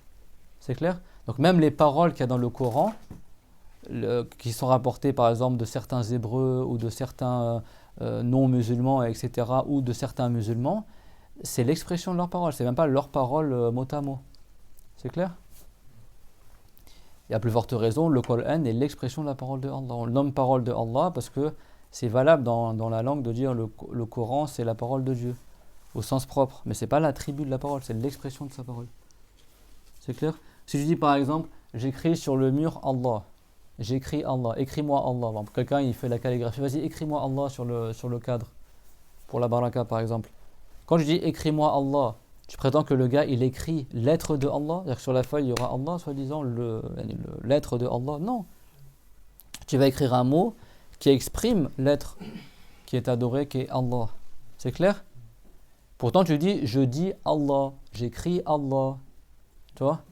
Mais quand tu dis je dis Allah, ça ne veut pas dire que, a'oudhu billah, j'en sais moi, que l'être de Dieu est sur ta bouche. Quand quelqu'un te dit j'arrive pas à prononcer Allah, c'est-à-dire qu'il n'arrive pas à prononcer l'expression arabe qui désigne l'être de Allah. Vous avez compris? Il dit j'écris Allah, ça ne veut pas dire que Allah après il s'incarne dans le mur. Non, c'est l'expression créée qui désigne l'être adoré, l'être de Allah. Et bien le Coran c'est pareil, c'est une expression créée qui désigne la parole de Allah, qui nous fait savoir certaines significations de la parole de Allah. Ça veut pas dire que tout l'attribut de Allah il est comprimé dans le Coran, non. La parole de Allah, elle n'a pas de début, elle n'a pas de fin. C'est pour ça que dans le Coran, Dieu l'a dit, si les océans étaient désencriés et qu'on prenait tous les arbres des forêts dans le monde et on en utiliserait comme qalam, comme plume pour écrire, les océans se videraient de leur encre et on n'aurait toujours pas terminé d'écrire la parole de Allah. C'est bon? Et même si on avait rajouté 7 mers encore en plus. C'est clair? Ça veut dire que la parole de Allah elle dure, tout comme ça, mais ça veut dire qu'elle n'a pas de début, elle n'a pas de fin. Mais après, ce que nous on en comprend, ça c'est limité, c'est créé. Ce que toi tu vas comprendre au jour dernier, que tu sois musulman ou pas, quand Allah il te parlera avec certitude au jour dernier, tu vas comprendre une certaine série d'informations qui est limitée, qui a un début, qui a une fin. Soit ça va te rendre heureux que Dieu l'accorde Amin, ou soit ça va être le blâme. Ceux qui se taisent sur les wahhabites par exemple, je ne sais pas qu'est-ce qu'ils auront à dire au jour dernier, que Allah leur accorde le repentir avant de mourir. Et ceux qui travaillent avec eux, c'est pareil, que Allah les guide pour le repentir. Amin, parce que c'est chaud. La religion, c'est pas une affaire d'abonnés ou une affaire d'argent. C'est une affaire de paradis ou d'enfer. Il y a un au-delà derrière, c'est pas un jeu. C'est pas t'es là, tu parles de ta tête, tu t'es content que tu as cassé l'autre, ou tu es content que tu as plus d'abonnés, ou tu es content que tu as gagné beaucoup d'argent, etc. Oui, mais derrière, après, tu vas mourir et après, tu auras la conséquence de tes actes. C'est pas que Allah Ta'ala, il a dit وَيَوْمَ الْقِيَامَةِ تَرَى الَّذِينَ كَذَبُوا عَلَى اللَّهِ وُجُوهُمْ مُسْوَدَّةٌ. Et au jour dernier, tu verras ceux qui ont menti au sujet de Dieu, leur visage sera noirci. C'est pas drôle, quand le tawhid, c'est pas chacun il parle de sa tête, il y aura des conséquences dans tout ce que tu dis. C'est pour ça qu'on des fois on ramène les livres, chaque parole elle est pesée. Et ça, cette histoire-là ce phénomène-là linguistique, rhétorique, de confirmer le verbe par le masdar, il y en a plein qui ont parlé de ça. C'est connu, c'est même pas de la religion, c'est de la langue arabe. C'est clair? C'est pour ça que ceux qui prennent cours d'arabe, je m'adresse à mes élèves aussi, apprendre la langue arabe, c'est vraiment... sachez que si quelqu'un est fort en langue arabe, il peut casser les égarés, même s'il n'a pas appris la religion, parce que le Coran, si tu l'interprètes d'une manière qui est fausse, ça va forcément coincer avec la langue arabe. Parce que le Coran, c'est un miracle dans la langue. Donc le seul moyen de bien le comprendre, ça doit être forcément une compréhension qui est rhétorique. Et si quelqu'un veut falsifier le Coran, il va forcément casser une partie de la rhétorique du Coran pour pouvoir incorporer son égarement. C'est clair? Les Mu'tazila, ils ont même écrit des livres en grammaire, comme Zamarshali, qui était un Mu'tazili, qui n'était même pas un musulman. Lui, il a écrit des livres en grammaire, pourtant il est hyper connu, même cité par un sunnite, alors que le gars c'était un égaré. C'était un Mu'tazili. Lui, il a écrit en grammaire juste pour falsifier l'explication du Coran. Et les grammairiens, ils ont répliqué contre lui aussi. Donc si tu as vraiment une connaissance saine de la langue arabe, tu peux savoir que c'est les égarés juste avec la langue arabe. Comme là, par exemple. C'est bon? كذلك الله تعالى قال إني اصطفيتك على الناس برسالتي وبكلامي. يعني هناك آية في القرآن كذلك الخطاب لموسى عليه السلام قال يا موسى إني اصطفيتك على الناس برسالتي وبكلامي. فهنا الكلام ليس بمعنى الوحي لأن الرسالة هي الوحي. فلو كان الكلام كما تقول المعتزلة أن المراد الوحي فكانه يقول على زعمهم اصطفيتك بالوحي والوحي وذا لا يستقيم. فوجب أن يكون في الآية الرسالة غير الكلام. فمعناه أن الله تعالى اصطفى موسى أولا اصطفاه بالرسالة وكذلك بتكليمه إياه. Une ayah dans le Coran qui s'adresse aussi à Moussa alayhi salam qui dit dans le sens et il dit, donc Allah dit à Moussa, ô Moussa, certes je t'ai élu par rapport au reste des gens par la risala et par ma parole. Risala, ça veut dire par le fait que je t'envoie en tant que prophète. Donc à son époque, Moussa c'était le meilleur des gens et que lui qui était prophète. Après il y a eu aussi il y a le Khadir bien sûr, mais il y avait son frère après Haroun qui est venu après, d'accord, qui est devenu prophète après Moussa. Mais à l'époque, Moussa il avait été élu du reste des humains qui étaient sur terre par la mission de prophète, et il a dit Wabi kalami dans le Coran, Dieu a dit et par ma parole, à dire tu es celui qui a pu entendre ma parole. Et parmi les prophètes, il n'y en a aucun qui a entendu la parole de Allah, si ce n'est Moussa et Mohammed. Mais à cette époque-là, Mohammed n'était pas encore là. C'est bon? Les Mu'tazila vont te dire non, ici ce qui est visé, c'est pas la parole réellement, c'est la révélation. La risala, ça veut dire quoi? La révélation. Donc les Mu'tazila, c'est comme s'ils disaient que la ayah veut dire ô Moussa, je t'ai élu par rapport au reste des gens par la révélation et par la révélation. Et en gros, je t'ai donné une caractéristique que d'autres n'ont pas, qui est le fait que tu sois un prophète et que tu sois un prophète. Pourquoi des fois en arabe, ça se fait de répéter deux fois la même chose. Mais là, c'est quoi l'intérêt? Elle est où la rhétorique là? Ça coince. C'est faible en rhétorique. في ركاكة هنا. والقرآن يتنزه عن الركاكة. لا يوجد شيء ركيك يعني غير بالغ في القرآن الكريم. Donc s'il y a quelque chose qui est faible en rhétorique, c'est impossible que ça soit la signification du Coran. Parce que le Coran, il n'est pas faible en rhétorique. Donc c'est forcément obligé que ici, bikalami, c'est autre chose que birisalati. C'est-à-dire que Dieu, il a élu Moussa par rapport au reste des gens en lui accordant la risala, à dire on dirait la messagerie, c'est-à-dire le fait qu'il soit messager. C'est-à-dire que ce n'est pas juste un prophète, c'est un prophète messager qui a reçu une nouvelle loi par rapport au prophète antérieur, les salam. C'est qui les 5 meilleurs prophètes, les enfants? Aziz, Salim? Non. Non, Mohammed.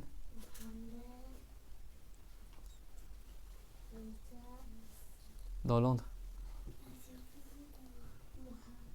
Donc il y a Mohammed. Après. Il y a Isa dedans aussi, il y a qui? Il y a Nour. Il y a Ibrahim. Isa.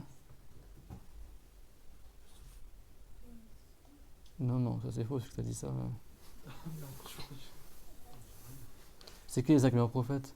Mohammed, Ibrahim, Moussa, Isa, Nour. Ulul Azam, c'est bon? Les 5 meilleurs prophètes. Donc Dieu, il a élu Moussa sur beaucoup de gens, c'est bon? Par quelle chose? Il l'a élu, c'est quoi la particularité qu'il a eue que les autres n'ont pas eu parmi le reste des gens du commun? C'est qu'il était un prophète messager et qu'il a entendu la parole de Allah, c'est bon? Ben ça, c'est aussi une preuve que Dieu a parlé à Moussa, c'est clair? Parce que Dieu a dit Wa bikalami, et par ma parole. Donc il a entendu la parole de Allah. Donc il y a plusieurs ayats dans le Coran qui prouvent que Dieu, il a pour attribut la parole. Donc le fait que Allah Ta'ala, il parle, d'accord, ça c'est un attribut éternel, c'est bon. Par contre, ce que Moussa, lui, il a entendu comme ce qu'il a compris de la parole de Allah, ça c'est créé. La compréhension de Moussa, parce que Dieu, Moussa, il est créé, bien sûr, alayhi salam, et il a entendu la parole pendant un certain temps, et après il n'a plus entendu. Donc ce qu'il a compris, ce qu'il a entendu, entre guillemets, c'est un début, ça a une fin. Mais ça, c'est ce qui a été créé dans Moussa comme compréhension. C'est pas la parole de Allah qui a un début, qui a une fin. C'est clair? La parole de Allah, elle n'a pas de début, elle n'a pas de fin. Mais ce que nous, on comprend la parole de Allah, c'est un début, ça a une fin. Et au jour dernier, c'est pareil. Dieu va nous parler par sa parole qui n'a pas de début, qui n'a pas de fin. Mais il va faire que durant un certain temps, on va comprendre quelque chose de la parole de Allah. Ce que tu vas comprendre, ben ça, c'est créé par Allah, c'est un début, ça a une fin. Mais la parole de Allah, elle n'a pas de début, elle n'a pas de fin. Tout le monde a compris ça? فَتَكْلِيمُ اللَّهِ تَعَالَى أَزَلِيٌّ لَيْسَ لَهُ بِدَايَةٌ وَمُوسَى وَسَمَاعُهُ لِكَلَامِ اللَّهِ حَادِثٌ. Donc le fait que Allah il parle, ça n'a pas de début, et Moussa ainsi que son ouïe, Moussa ainsi que ce qu'il entend la parole de Allah, ça c'est un début, c'est créé, c'est contingent. فَالْقُرْآنُ يُرَادُ بِهِ الْكَلَامُ الَّذِي هُوَ معنى أي صفة قائمة بذات الله. صفات الله يقال لها معاني كذلك كما قال الطحاوي رحمه الله السلفي والحقيقي قال ومن وصف الله بمعنى من معاني البشر فقد كفر بصفة من صفات البشر. الصفات يقال لها معاني. Donc le Coran, il est visé par lui la parole qui est, on a rappelé les deux sens du mot Coran. Donc le Coran, il est visé par lui la parole qui est une signification, c'est-à-dire un attribut qui est propre à l'être de Allah. Donc là c'est Coran dans son sens linguistique, qui est que le Coran ça désigne l'attribut de Allah qui n'est pas un son et d'être une langue, c'est bon. وَيُطْلَقُ عَلَى اللَّفْظِ الْمُنَزَّلِ عَلَى سَيِّدِنَا مُحَمَّدٍ صَلَّى اللَّهُ عَلَيْهِ وَسَلَّمَ. Et on emploie le Coran aussi pour le terme révélé, l'expression révélée, au prophète Mohammed alayhi wa sallam. C'est bon? Le Coran dans le sens linguistique, dans le sens propre linguistique, ça veut dire la parole, c'est bon? Et le Coran dans le sens propre religieux, ça veut dire le livre révélé. C'est bon? Donc les deux, ce sont des sens propres, il n'y a aucun sens figuré. Parce que si tu dis que c'est un sens figuré, le sens figuré, il est valable de le renier. Comme ça est dit dans le commentaire de Fakhr al-Akbar.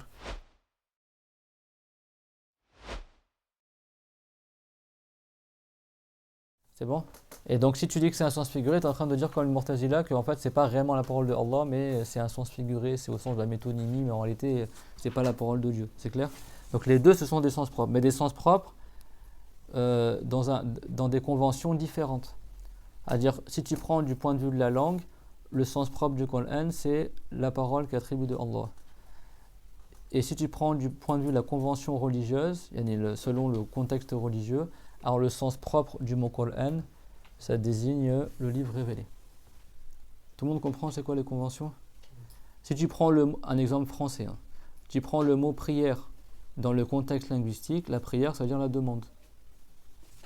Que ce soit religieux ou pas, la demande. Je vous prie de faire ça, je vous en prie, entrez, c'est-à-dire je vous demande, c'est bon? Ou alors invoquer, etc. Par contre, dans le contexte religieux, si tu dis j'ai fait la prière, le sens propre c'est que tu as fait l'acte quand tu te prosternes, etc. Donc chaque contexte il a un sens propre. Le Coran c'est pareil. Le Coran dans la langue, le sens propre c'est la parole, et le Coran dans la religion, son sens propre, c'est que c'est le livre révélé. Donc les deux sont des sens propres, sauf que c'est le sens propre en fonction du contexte dans lequel tu l'utilises. قال الله تعالى نزل به الروح الأمين على قلبك لتكون من المنذرين. Allah Ta'ala dit dans le Coran, le Coran a été descendu par l'âme, par l'esprit honnête, par Jibril. Jibril on l'appelle le Saint-Esprit, Ruhul Qudus. Esprit ça veut dire l'âme. Et souvent quand Allah il honore quelqu'un, il dit son âme elle est honorée. Comme pour l'âme de Isa, l'âme de Adam, ils sont cités en tant que Ruh dans le Coran. Et Jibril aussi souvent listé en tant que Ruh. Tanazzalul malaikatu war-ruhu fiha. Que les anges et l'âme descendent dans la Laylatul Qadr durant la nuit pendant le Ramadan. Ici l'âme avec un grand A, c'est-à-dire l'âme honorée par Allah, c'est Jibril alayhi salam, le Saint-Esprit, l'Esprit Saint, Esprit âme, c'est bon? Qudus, Qudus ça veut dire Tahir. C'est clair? Pour regarder ce qu'on a vu il y a 2 semaines, le Saint-Esprit, c'est pas un mystère chez les musulmans, d'accord? Saint-Esprit c'est l'ange Jibril. Et dans le Coran, Dieu l'a nommé Ar-Ruh, l'âme Amin, l'âme qui est Amin et l'âme qui est honnête, parce que Jibril ne se trompe pas. C'est vrai que les chiites, certains ils disent soi-disant que Jibril s'est trompé, devait descendre la révélation sur Ali, il s'est trompé, il l'a descendu sur Muhammad, c'est-à-dire que c'était Ali qui devait être prophète soi-disant. et disent soi-disant Taha al-Amin. Nous on dit Taha al-Amin. Taha, le prophète, c'est un surnom dans le Coran. Al-Amin, eux ils disent Taha al-Amin, c'est-à-dire que Al-Amin, Jibril, il s'est trompé, il s'est perdu, quoi. Mais aujourd'hui, ils disent, ah non, c'est faux, on dit pas ça, ça c'est des mensonges sur les chiites, etc. Bon, c'est confirmé de chez eux qu'ils disent ça. Même ils disent que le Coran qu'on a entre nos mains, c'est pas le Coran complet, il y a des sourates qui ont été descendues sur Ali, qui sont pas dans le Coran à nous. Ben, ça revient toujours à ce qu'on a dit au début, quoi. Ça, c'est des groupes qui sont minoritaires, et ça vient contredire l'unanimité des savants. C'est-à-dire que tous les savants musulmans sont unanimes que le Coran qu'on récite, c'est le livre révélé. Et toi, tu vas dire qu'en fait, on s'est tous trompés, qu'il y a des sourates qu'on ne connaît pas, et que le Coran qu'on a, c'est pas le vrai Coran. Ben, tu sais que c'est des égarés, ces gens-là. C'est bon, tout le monde? Donc Dieu l'a dit, a été descendu avec le Jibril ala qalbika sur ton cœur, afin que tu sois parmi ceux qui menacent du châtiment. Et là, on parle de quoi? Du Coran. Donc c'est une preuve que le mot Coran, il vient aussi dans le sens du livre révélé, et pas dans le sens de la parole de Allah qui est son attribut. On ne va pas dire que Jibril a pris la parole de Allah, il l'a récupéré, il l'a mis sur le cœur de Mohammed. Là, après, on va devenir... on va pas devenir des chrétiens au final. Les chrétiens, ils disent que la parole de Dieu s'est incarnée en Jésus. C'est bon? On ne va pas dire la parole de Dieu s'est incarnée en Mohammed. C'est-à-dire que c'est le Coran que Jibril a récité auprès de Mohammed, que le prophète l'a mémorisé dans son cœur.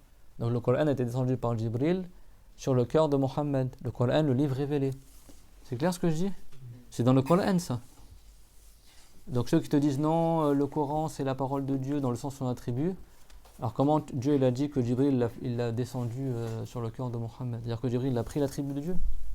Jibril il aurait pris l'attribut de Dieu et l'a mis sur le cœur du prophète? Non, c'est l'expression, d'accord? Mettez pas vos pieds sur le pied du téléphone parce que ça le fait bouger après. Ces cours-là ils sont extrêmement importants et ça me tient extrêmement à cœur qu'ils soient diffusés. C'est pour ça que je suis autant carré sur les vidéos. Parce que là on est nombreux aujourd'hui dans le cours, machallah, mais les gens qui sont sur internet sont encore plus nombreux et les gens ils ont besoin d'entendre ça parce qu'il n'y a personne qui en parle quasiment. Ça fait des siècles que c'est chez les musulmans, il n'y a personne. Moi ce cours-là, pourquoi je prends autant de temps? Pourtant au début ça prend du temps, c'est fatigant, vous êtes fatigué. Pas fatigant mais vous êtes fatigué, c'est bon. Pourquoi je prends autant de temps? S'il y avait 15 personnes qui auraient déjà fait ce cours-là avant, c'est bon, on zappe, on dit voilà. Mais je sais pas, moi de mon côté, il y a quasiment personne qui détaille comme ça. Pourtant, c'est pas moi qui l'invente, hein, c'est dans les livres depuis des siècles. Il y a un réel travail de Darwa dans ça. C'est-à-dire qu'il y a vraiment une obligation hyper prononcée de diffuser ça, parce que les wahhabites, il y a quasiment personne qui les contredit sur ce sujet de la parole, par exemple. Et c'est l'hécatombe après chez les musulmans, personne n'enseigne la vérité. Il n'y a pas que moi, alhamdoulilah, mais bon. Franchement, il devrait y avoir plus de personnes, surtout ceux du bled ou les arabophones ou les savants ou les gens, je ne sais pas pourquoi ils ne parlent pas, Yani. C'est dans le Coran. Innahu laqawlu rasulin karim. Certes, il s'agit de la parole d'un messager honoré, l'ange Jibril. Le Coran, c'est la parole de Jibril, c'est Jibril qui l'a récité. Donc ça prouve bien que le mot Coran, il ne vient pas que dans le sens l'attribut de Allah. On ne va pas dire que l'attribut de Allah s'est incarné en Jibril. C'est clair ce que je dis? C'est-à-dire que même dans le Coran, il y a des preuves que le mot Coran a deux sens. Il y en a, vous vous rappelez l'histoire de l'autre là? Ils sont là, oh, j'ai entendu, ça a deux sens. Bah si, ça a deux sens. On avait cité le hadith d'Al-Bukhari, vous vous rappelez? Là, tusafiru bil Coran ila ardil ardu. Ne voyagez pas avec le Coran en terrain ennemi. Mais il y a mieux que ça. Il y a la parole de Allah. Et dans plein de ayats, Dieu il nous montre que le Coran il vient aussi dans le sens du livre révélé. C'est bon?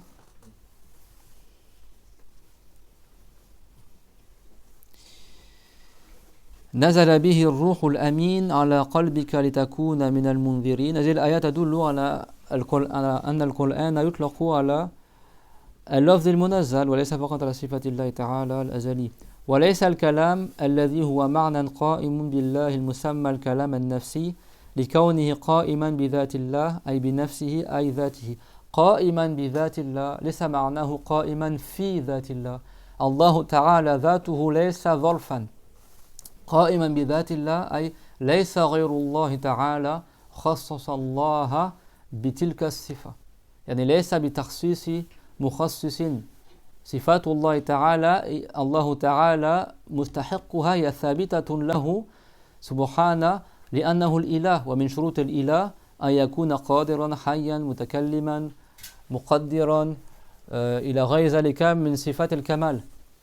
فعندما نقول قائم بذات الله أي ثابت لذات الله أي ليس غير الله عز وجل خصص الله بتلك الصفات كما أن نحن البشر خصصنا بتخصيص الله تعالى بصفة دون أخرى بصفات دون غيرها.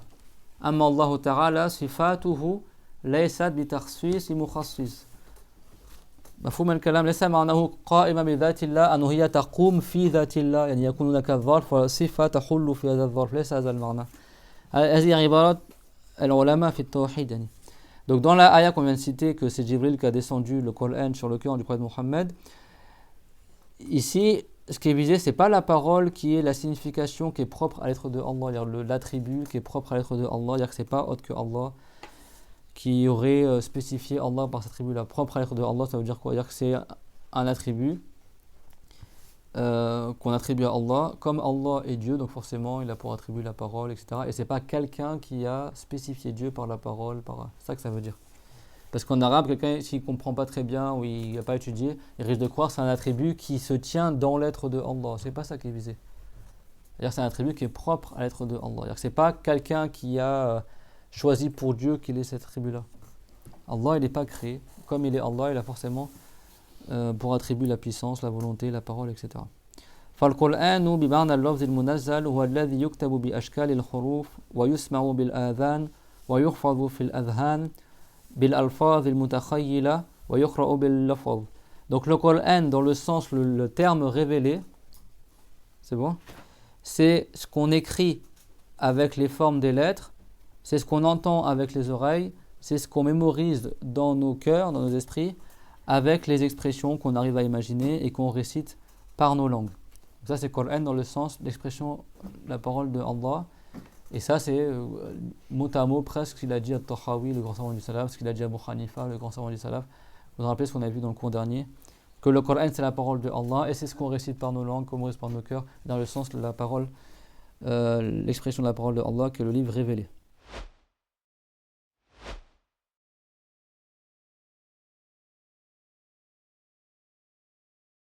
وأما الكلام الذاتي فلا يحل في المصاحف. Quant à la parole entre guillemets essentielle, la parole qui est relative à Allah, l'attribut de Allah qui est propre à son être, et ben elle ne prend pas place dans le musraf. Quelqu'un m'a posé une question hyper étrange, et des fois avec les gens qui se calment pour les questions aussi. Il y en a, il m'a dit quoi? Il m'a dit alors le Coran en tant que livre révélé, il est créé, ok. La parole de Allah qui est son attribut, elle n'est pas créée, d'accord. Et après il a dit mais alors ce que nous on récite c'est quoi alors? Il n'a rien compris. Quand on dit que le livre révélé c'est l'expression de la parole de Allah, c'est pas juste ce qui est marqué dans le livre, c'est aussi ce que tu récites du livre révélé, c'est aussi l'expression de la parole de Allah. Lui il a compris que le Coran, le livre révélé, il est créé, c'est bon. L'attribut de la parole de Allah, il n'est pas créé parce que c'est l'attribut de Allah, c'est bon. Mais après lui il pose la question sur quand toi tu récites le Coran, c'est quoi? Qu'est-ce qu'on dit de cette récitation là? Mais elle est créée, tu es en train de réciter le livre révélé. Ou alors tu prétends que l'attribut de la parole de Allah il prend place dans ta bouche? C'est quoi? Rien que de poser une question comme ça prouve que la personne n'est pas musulmane. Celui qui pose une question comme ça, il n'est pas musulman. Ou alors il n'a rien compris au cours, ou alors il ne sait pas parler. Mais c'est quoi alors si c'est pas créé? Ce que tu récites en langue arabe, si c'est pas l'expression de la parole de Allah, c'est quoi alors? C'est-à-dire que c'est l'attribut de Allah. Donc c'est-à-dire qu'il n'a toujours pas compris que l'attribut de Allah, c'est pas un son, ni d'être une langue. Et il pose cette question-là après qu'on ait fait 2 cours qui expliquent ce sujet-là. C'est-à-dire que les gens ils posent des questions, ils regardent même pas les cours. Ou alors ils comprennent pas, ou je sais pas ce qu'ils mangent. Manger des choses bonnes pour la santé, hein, pour bien comprendre les cours. C'est clair, mon tout le monde? Donc bien sûr, l'attribut de Allah ne prend pas place dans les pages du Musraf. C'est l'expression de la parole de Allah qui est dans le Coran. لكنه يطلق على كلا الأمرين. يعني القرآن يطلق على الصفة ويطلق على اللفظ المنزل. أنه كلام الله كذلك كلام الله يطلق على الأمرين. اللفظ المنزل والصفة القائمة بذات الله تعالى. فهو باعتبار إطلاقه على الكلام النفسي حقيقة عقلية. إذا استعملت كلمة كلام الله بمعنى الكلام النفسي الذاتي الذي هو صفة لله تعالى فهذا يقال له حقيقة عقلية وشرعية يعني من حيث ليس مجازا إنما هو حقيقة من حيث العقل ومن حيث الشرع. هذا يعني يرجع إلى ما ذكرنا سابقا. أما باعتبار إطلاقه على لفظ المنزل فهو حقيقة شرعية.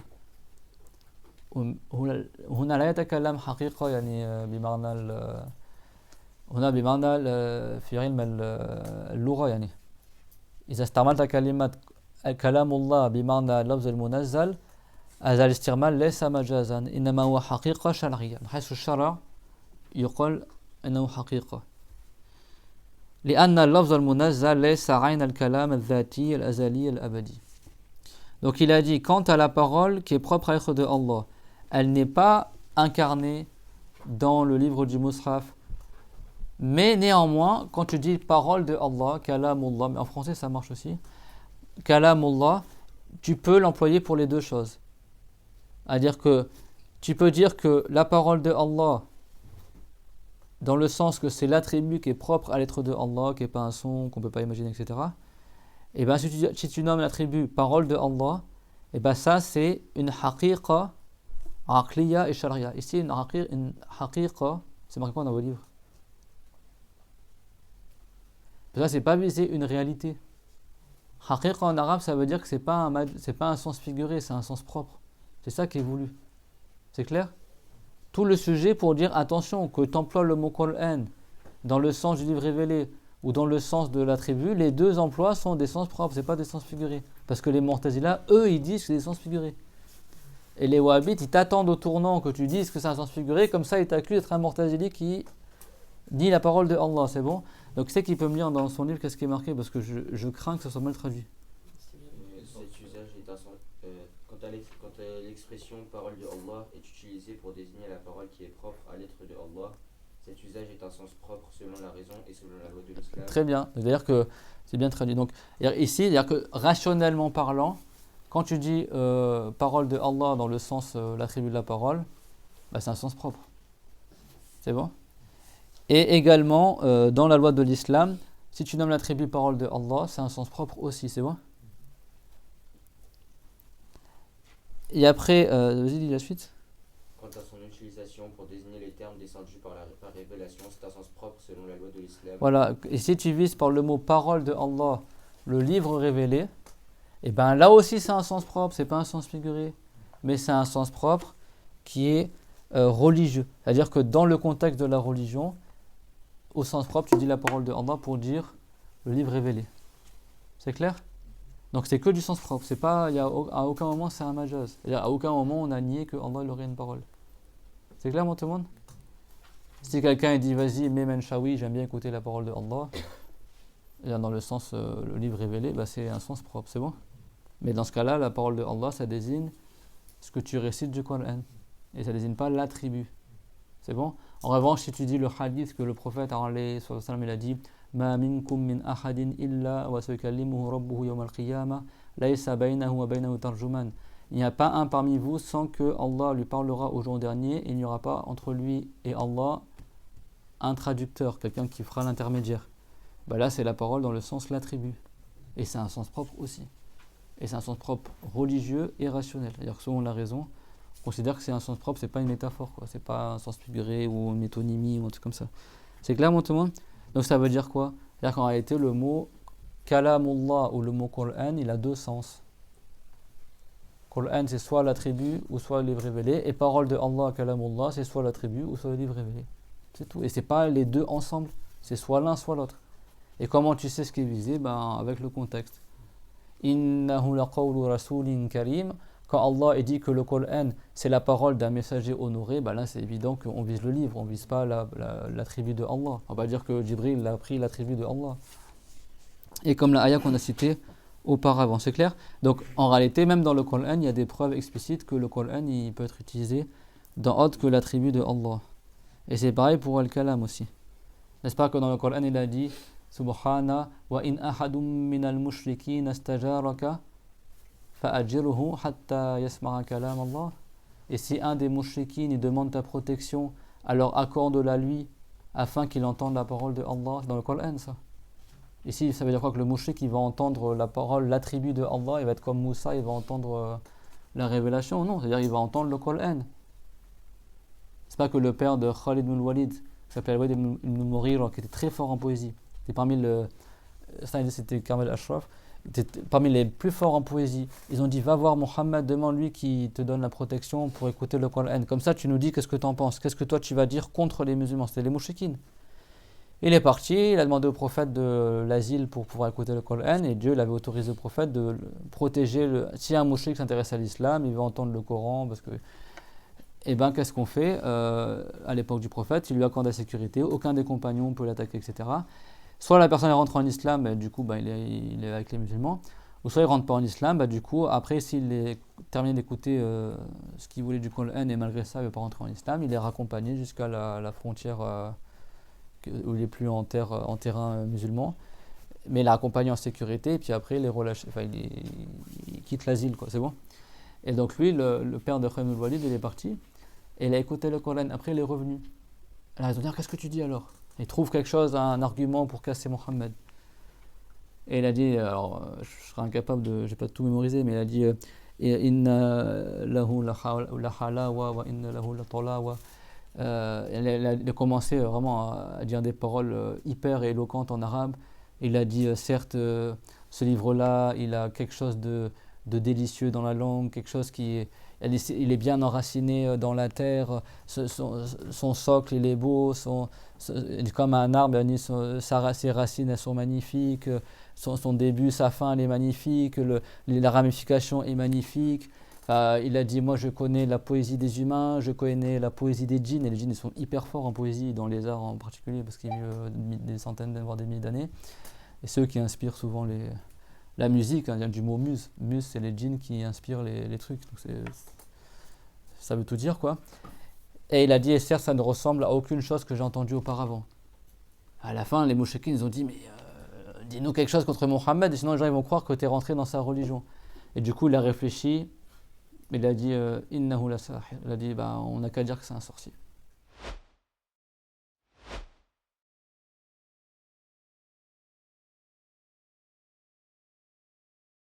Mais lui-même, pourtant, c'était un mouchrik et lui, bizarrement, les Wahhabites, ils ont mis comme monument historique la maison de cette personne-là.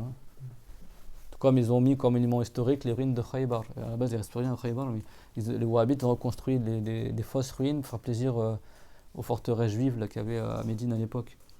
Et Ka'b al-Ashraf, qui était parmi les pires mouchriquines envers le prophète Mohammed, ils disent que cette histoire s'est passée avec lui.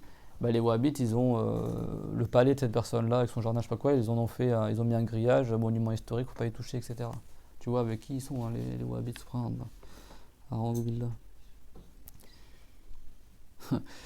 Donc, les forteresses de Khaybar, ça a été détruit par les musulmans, c'est dans le Coran, au début de Surat al-Hashar. Eux, ils ont mis ça en monument historique. Genre, ils ont mis des grillages et tout,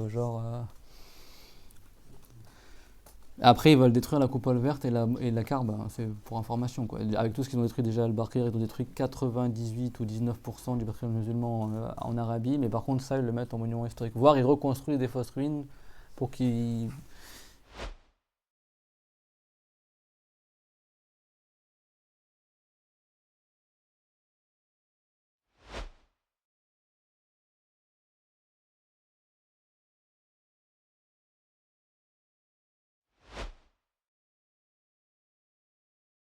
Et puis après, ils vont faire visiter les ruines du peuple de Thamoud, c'est ça? Le peuple de Salih.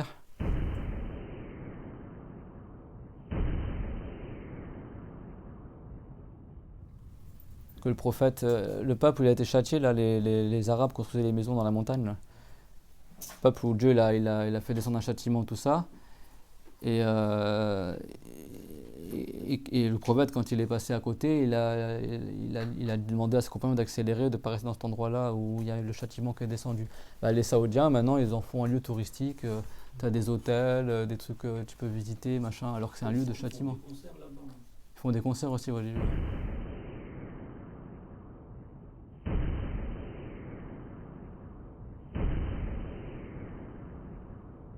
Avec des lumières et tout ça, des projections sur les pierres, alors que c'est un endroit qui est maudit, quoi. Eux, c'est vraiment. Après, ils disent les bidras, eux, c'est vraiment. Ils font revivre tout le shirk et le truc qui était à l'époque de la Jahiliya, quoi. Allah yarhamuna. Vraiment, comment dire. N'ayez pas honte d'être asharite, musulman, Ahlus-Sunnah wal Jama'a. Ces gens-là qui sont en face de toi, des gens comme ça, tu vas te taire pour eux, Annie. Ces gens-là, ils sont là juste pour détruire l'islam de l'intérieur. Et eux, ils ont honte de dire qu'ils sont wahhabites. Ah non, on n'est pas wahhabites, non, ça n'existe pas les wahhabites, non, mais nous, on est salafistes, non, mais on n'est pas salafistes, on est atharites. Tu vois, ils ont honte. Nous, on n'a pas honte. On est asharites, on est sur la même croyance que tous les savants asharites avant, le Bayhaqi, Muslim, Bukhari, etc., ce qu'il a enseigné le Shafiri, Malik, même avant l'Asharite, il y avait la même croyance que l'Asharite, on n'a pas honte. C'est la croyance du prophète Mohammed depuis son époque jusqu'à aujourd'hui.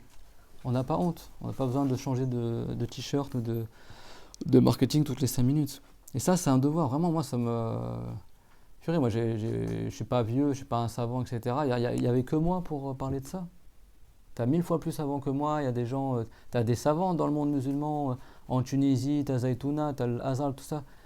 Il faut que des gens comme nous, des bras cassés francophones, c'est nous qui devons maintenant parler de ça parce que les savants, ils font pas leur travail. C'est une honte, vraiment, tu dis cette époque, c'est une catastrophe. Hein. Le prophète, il a dit « إِذَا رَأَيْتَ أُمَّتِي تَهَابُ أَنْ تَقُولَ لِلظَّالِمِ يَا ظَالِمْ فَقَدْ تُوَدِّرَ مِنْهَا » Si tu vois que ma communauté, ils ont peur de dire injuste à l'injuste, de dire que celui qui est injuste qu'il est injuste, bah, c'est fini. Enfin, en gros, Dieu les laisse tomber, quoi.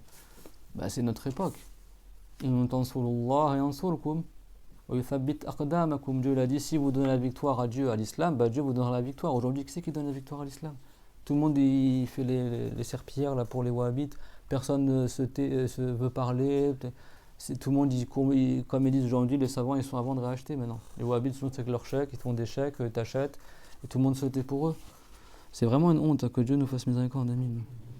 C'est vraiment, soyez pas parmi ces gens-là. Hein, cette chance-là, moi je vous encourage tout le monde à aller voir les livres des savants, vous verrez que c'est la même chose. Ça fait des siècles que c'est enseigné chez les musulmans, ça.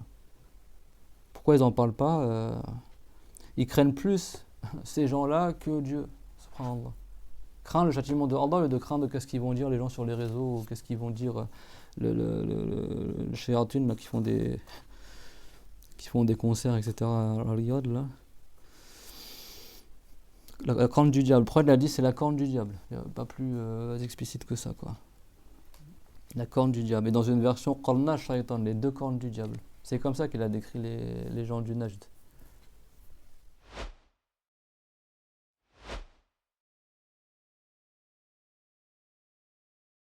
Il n'a même pas voulu invoquer la baraka pour cette région-là. Les savants ils disent même l'air là-bas il est nocif. Et le Najd c'est Riyad. Riyad maintenant ils font quoi? Chaque année tu as le festival de musique, il faut venir Shakira, il faut venir. Mais après ils vont te dire le Maulid c'est haram. Mais c'est quoi cette hypocrisie? C'est de eux qu'on va prendre la religion concernant la parole de Allah, etc. Qu'est-ce qu'ils ont à faire de la parole de Allah? On va terminer Inch'Allah. Tout le monde a compris, bon c'est ce qu'on a déjà expliqué avant. وَتَقْرِيبُ ذَلِكَ لِفَهْمِ أنه يصح أن يقال تلفظت الله أي تلفظت بلفظ يدل على ذات الله المقدس يعني شخص لا يدعي أنه خرج من فمه ذات الله أعوذ بالله لا إنما هو عبارة عن ذاته سبحانه وتعالى عما يقول الظالمون علوا كبيرا ويقال كتبت الله أي أشكال الحروف الدالة على الذات القديم. Donc pour rapprocher les idées par rapport au Coran, les deux emplois du Coran, les deux usages du mot Coran, comme on a vu tout à l'heure, eh ben, il est valable de dire j'ai prononcé Allah. C'est bon? C'est-à-dire j'ai prononcé une expression qui désigne l'être de Allah qui n'a pas de défaut. Et on dit également j'ai écrit Allah. C'est-à-dire j'ai écrit les formes des lettres qui indiquent l'être qui n'a pas de début. Bah, c'est pareil. Donc tu peux aussi avoir des expressions de la parole de Allah. Tout comme tu as des expressions qui indiquent l'être de Allah, tu as des expressions qui indiquent la parole de Allah. Et ça ne veut pas dire que c'est la même chose.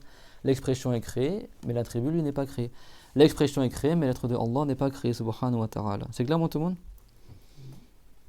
ويقال للفظ الجلالة المكتوب على لوح ونحوه هذا الله. Et on dit également pour le nom honoré qui est écrit sur un tableau ou sur un mur, tu dis ça c'est Allah. Tu n'es pas en train de prétendre que c'est l'être de Allah. mais c'est un mot qui indique l'être de Allah. Et pourtant, malgré ça, tu dis pas ça c'est le nom Allah. Tu peux dire ça c'est Allah directement. Tu as compris c'est quoi la chose? Donc c'est pareil, tu n'es pas obligé de dire ça c'est l'expression de la parole de Allah. Tu peux dire directement c'est la parole de Allah. Dans le sens c'est son expression. Tout comme tu dis ça c'est Allah, dans le sens ça c'est le nom Allah qui désigne l'être de Allah. C'est clair? ويقال قرأ فلان قراءة حسنة صحيحة ويقال قرأ فلان قراءة غير صحيحة. Et tu dis quelqu'un il a récité une bonne récitation correcte du Coran. Quelqu'un il a récité une mauvaise récitation, il s'est trompé dedans. Donc tout ça, tu ne vises pas ici par le mot Coran ou récitation l'attribut de la parole de Allah, néanmoins tu vises l'expression de son attribut.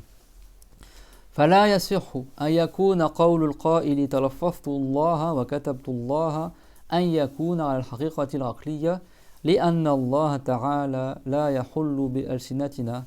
يعني هذه حقيقة شرعية، يعني هذا المراد به. لأنه من حيث العقل لا يصح أن يكون بمعنى ذات الله عز وجل لأن الله تعالى لا يحل بألسنتنا وكذلك كلامه الذي هو ذاتي لا يحل بألسنتنا. يعني الصفة لله تعالى للكلام لا تحل في أفواهنا ولا في ألسنتنا إنما العبارات هي التي تحل بألسنتنا والعبارة مخلوقة. فإن قيل إذا لم يكن اللفظ المنزل عن كلام الله الذاتي فكيف كان نزوله على سيدنا محمد هذا إن شاء الله يمر فيما بعد. Et donc après il a dit donc c'est pas valable de dire que si quelqu'un dit j'ai prononcé Allah ou j'ai écrit Allah, c'est pas valable de dire que ici c'est un sens propre linguistique. Parce qu'on va pas dire que l'être de Allah il est dans ce que tu as écrit ou dans ce que tu as dit. Mais c'est dans le sens que c'est l'expression qui désigne Allah Azza wa Jal, son être. Parce que Allah Ta'ala ne prend pas place dans nos langues et également sa parole ne prend pas place dans nos langues. Donc, c'est pareil quand tu dis je récite la parole de Allah, ici ce que tu vis c'est l'expression de sa parole, c'est bon? Donc là du coup c'est un sens religieux, c'est un sens propre religieux et c'est pas un sens propre rationnel. Si tu dis j'ai écrit Allah par exemple, c'est bon? Et donc si quelqu'un demande alors si le Coran qu'on récite c'est pas la parole même de Allah dans le sens de son être, alors comment la parole de Allah a été révélée au prophète Mohammed alayhi salatu wa salam? La réponse, disons, au prochain épisode, au mois de janvier. La réponse, c'est que الجواب ما هو أن الله تعالى العلماء تكلموا فيها بعضهم قال جبريل عليه السلام أخذ نص القرآن من اللوح المحفوظ وأنزله دفعة واحدة إلى السماء الأولى لبيت العزة ثم أنزل القرآن بواسطة جبريل عليه السلام نجوما متفرقة بعض الصور بعض الآيات وتم ذلك في ظرف نحو 20 سنة. وبعضهم قال الله تعالى خلق صوتا وجبريل عليه السلام تلقى من هذا الصوت المخلوق تلاوة القرآن وأخذ الكتابة يعني بهذه الطريقة علم كيف يتلى القرآن وما هو نص القرآن. لكن لابد من الانتباه ومن التنبيه والحذر أننا لا نقول أن جبريل عليه السلام سمع كلام الله الذاتي ثم هو بنفسه ترجم هذا الكلام يعني عبره بلفظ القرآن ثم نزل به إلى محمد لأنه لو كان كذلك لكان معناه أن القرآن الذي نتلوه هو كلام جبريل أن جبريل هو الذي ألف القرآن وهذا ضد الإسلام. Donc les savants ils ont parlé. Certains savants ils ont dit que Allah Ta'ala il a créé, écoutez bien ce que je dis, il a créé un son, c'est bon? Ici on ne parle pas de Dieu il a parlé, Dieu il a créé un son, c'est bon? Ce son là c'est comme une voix qui récite le Coran, c'est bon? Qui a récité le Coran. Donc Jibril par transmission orale il a reçu la récitation du Coran par ce son là, c'est bon? Qui est autre que l'attribut de la parole de Allah, c'est bon? Après Jibril il est allé alayhi salam, le meilleur des anges, il est allé à la table préservée, qui est une plaque qui est immense, qui fait des centaines d'années de large, dans lequel tout ce qui se passe dans le bas monde est inscrit, donc forcément il y a tout le livre révélé dedans aussi. Il a pris l'écriture du Coran, c'est bon, tout entier, tout le Coran. Après, il est descendu, comme vous savez, durant Ramadan, Laylat al-Qadr, descendu au premier ciel à Beth el-Rizza, avec tout le Coran entier. Et après, dans les 23 ans qu'on suivi environ, il a descendu petit à petit des ayats ou des sourates du Coran en fonction de ce que Dieu a ordonné au prophète Mohammed alayhi salam. Et ça a mis 23 ans pour tout être complété. C'est bon? Donc du coup, c'est comme ça que Jibril a pu prendre par transmission le Coran et qu'il l'a redonné par transmission au prophète Mohammed alayhi salam. Est-ce que tout le monde a compris ça? C'est-à-dire que le Coran qu'on récite, c'est Jibril alayhi salam qui l'a récupéré, l'a préservé, l'a descendu et après il l'a enseigné au prophète Mohammed au fur et à mesure des événements dans l'ordre que Dieu a voulu qu'il soit enseigné. C'est clair, tout le monde? Et après, à la fin de la vie du prophète alayhi salam, Dieu il a révélé au prophète dans quel ordre on met les sourates et quel titre, etc. C'est bon? Est-ce que tout le monde a compris ça? Voilà, ça c'est ce qu'on dit, d'accord? Là où il faut faire attention, c'est que, comme on a dit auparavant, Jibril, c'est le seul ange qui entend réellement la parole de Allah, l'attribut de la parole de Allah. C'est bon, mais la parole de Allah, c'est pas un son, ni d'être une langue. C'est clair, tout le monde? Arrêtez de faire bouger le téléphone. Sinon, plus personne ne s'assoit à côté, c'est clair? Parce que vous pensez que ça sert à rien, mais ceux qui regardent la vidéo, ça va faire comme ça. Et franchement, avoir une vidéo qui est mal filmée pour un sujet aussi important, c'est pas bien, parce que les gens aujourd'hui, si c'est mal filmé, ils zappent. C'est clair? C'est pour ça que vraiment, le cours, il n'est pas que réservé à vous. Il y a des gens, même en Afrique, qui regardent les cours. Il y a des gens en Belgique, au Maroc, en Algérie. Je crois qu'il y a des gens au Maroc qui suivent les cours aussi, etc. Si le truc il est foutu en l'air, la vidéo, les gens ne vont pas regarder, ils vont manquer le cours en fait. C'est pas une excuse, et bon voilà, il faut essayer de pas perturber ce sujet-là. C'est un peu compliqué, on fait avec les moyens du bord. S'il y avait des gens qui craignaient Allah, voilà, on pourrait avoir des conditions beaucoup meilleures, etc. Malheureusement, il y a tellement de personnes qui ne font rien que tout seul, on veut tout faire, même avec de la bricole, c'est clair. Mais malgré ça, essayer de ne pas faire en sorte que, voilà, qu'il se passe des problèmes techniques qui font qu'après les gens ne vont pas écouter le sujet qu'on parle. Surtout en français. Donc Jibril, c'est un ange qui entend la parole de Allah, c'est bon? Mais attention, on ne dit pas Jibril, il a entendu la parole de Allah et après lui, il a traduit en arabe, soi-disant, et puis il a fait le Coran et du coup, il est descendu auprès de Mohammed. Parce que ça voudrait dire que le Coran, ce serait inventé par Jibril.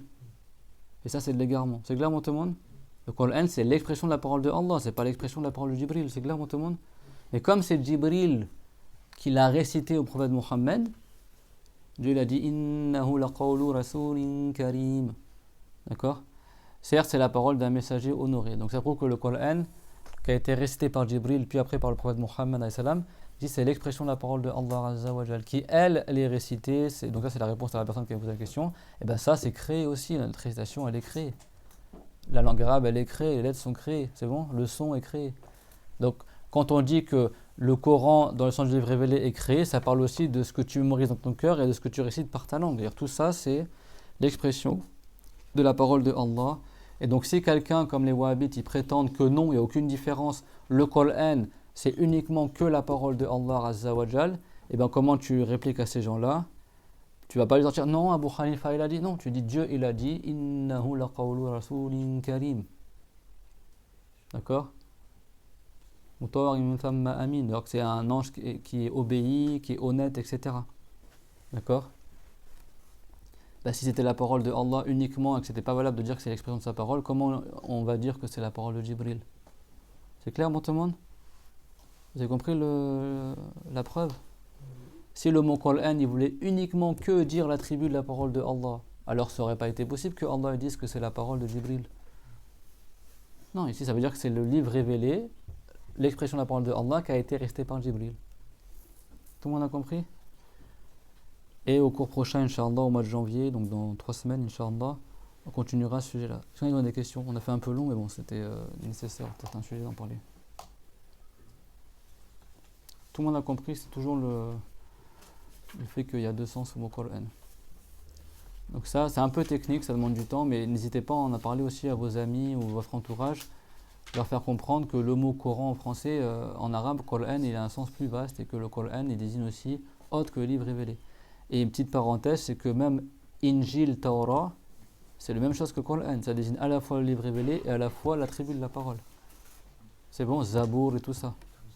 Donc c'est ça aussi, si quelqu'un ne l'a pas appris, il va confondre. C'est-à-dire que le nom des livres révélés sont aussi des noms qu'on donne à l'attribut de la parole de Allah. Comme on dit parole de Allah pour l'attribut et pour le livre, également on dit Injil pour l'attribut et pour le livre. On dit Torah pour l'attribut et pour le livre. On dit Coran pour l'attribut et pour le livre. On dit Zabour pour l'attribut et pour le livre, etc.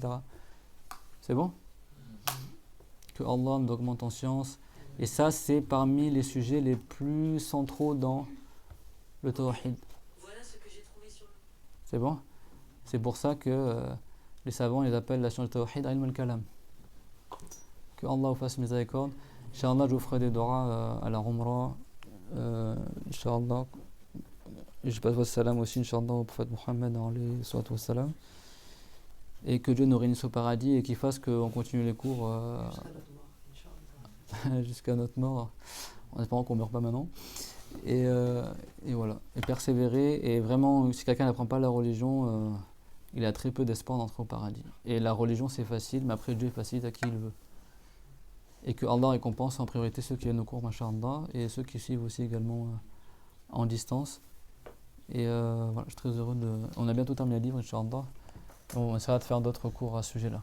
Et surtout, n'ayez pas honte d'être ash'arite, d'être musulman, d'être sunnite. Quoique les brailleurs y braillent, et quoique les gens ils détestent ou qu'ils inventent comme mensonge tout ça. Et on a toutes les preuves de notre côté. Et rien que le fait qu'on ait la majorité dans le sens numérique, c'est déjà une preuve irréfutable qu'on est sur la vérité. D'accord? Et tôt ou tard, la vérité se fait connaître. C'est clair, tout le monde? وآخر دعوانا أن الحمد لله رب العالمين وصلى الله على محمد وعلى جميع النبيين وسلم ربنا آتنا في الدنيا حسنة وفي الآخرة حسنة وقنا عذاب النار ربنا لا تزغ قلوبنا بعد إذ هديتنا وهب لنا من لدنك رحمة إنك أنت الوهاب اللهم اجز عنا محمدا خير الجزاء وسائر النبيين وارزقنا جميعا رؤيته صلى الله عليه وسلم في المنام على صورته الأصلية يا الله يا كريم اللهم ارزقنا جميعا في هذا المجلس رؤيته عليه الصلاة والسلام يقر بها قلوبنا يا الله يا كريم اللهم زدنا علما اللهم زدنا علما اللهم زدنا علما وارض عنا أئمة المسلمين خيرا اللهم ارحم شيخنا ومشايخه ووالديه ومشايخ المسلمين المخلصين ربنا آتنا في الدنيا حسنة وفي الآخرة حسنة وقنا عذاب النار اللهم احينا على السنة ومتنا عليها واحشرنا عليها واجعلنا من حراسها يا الله يا كريم ويسر لنا الحج والعمرة لك يا الله يا كريم وتوفنا وأنت راض عنا اللهم أحسن خاتمتنا اللهم أحسن خاتمتنا اللهم أحسن خاتمتنا وعافنا ومرضانا من سيء الأسقام واهد من ضل من أهلينا من معالفنا وارض عنا من استقبل هذه الدروس خيرا وبارك لهم في بيتهم وفي أهلهم يا الله يا كريم واجعل هذا الأمر في ميزان حسناتهم يا الله يا كريم الحمد لله وصلى الله على محمد وعلى آله وصحبه وسلم اللهم اجعل هذا الجمع جمعا مرحوما وهذا الدعاء دعاء مستجابا بجاه سيد المرسلين والحمد لله رب العالمين وعلى جميع النبيين الصلاة والسلام لا إله إلا الله اللهم صل على محمد رب اغفر لي وللمؤمنين والمؤمنات بارك الله فيكم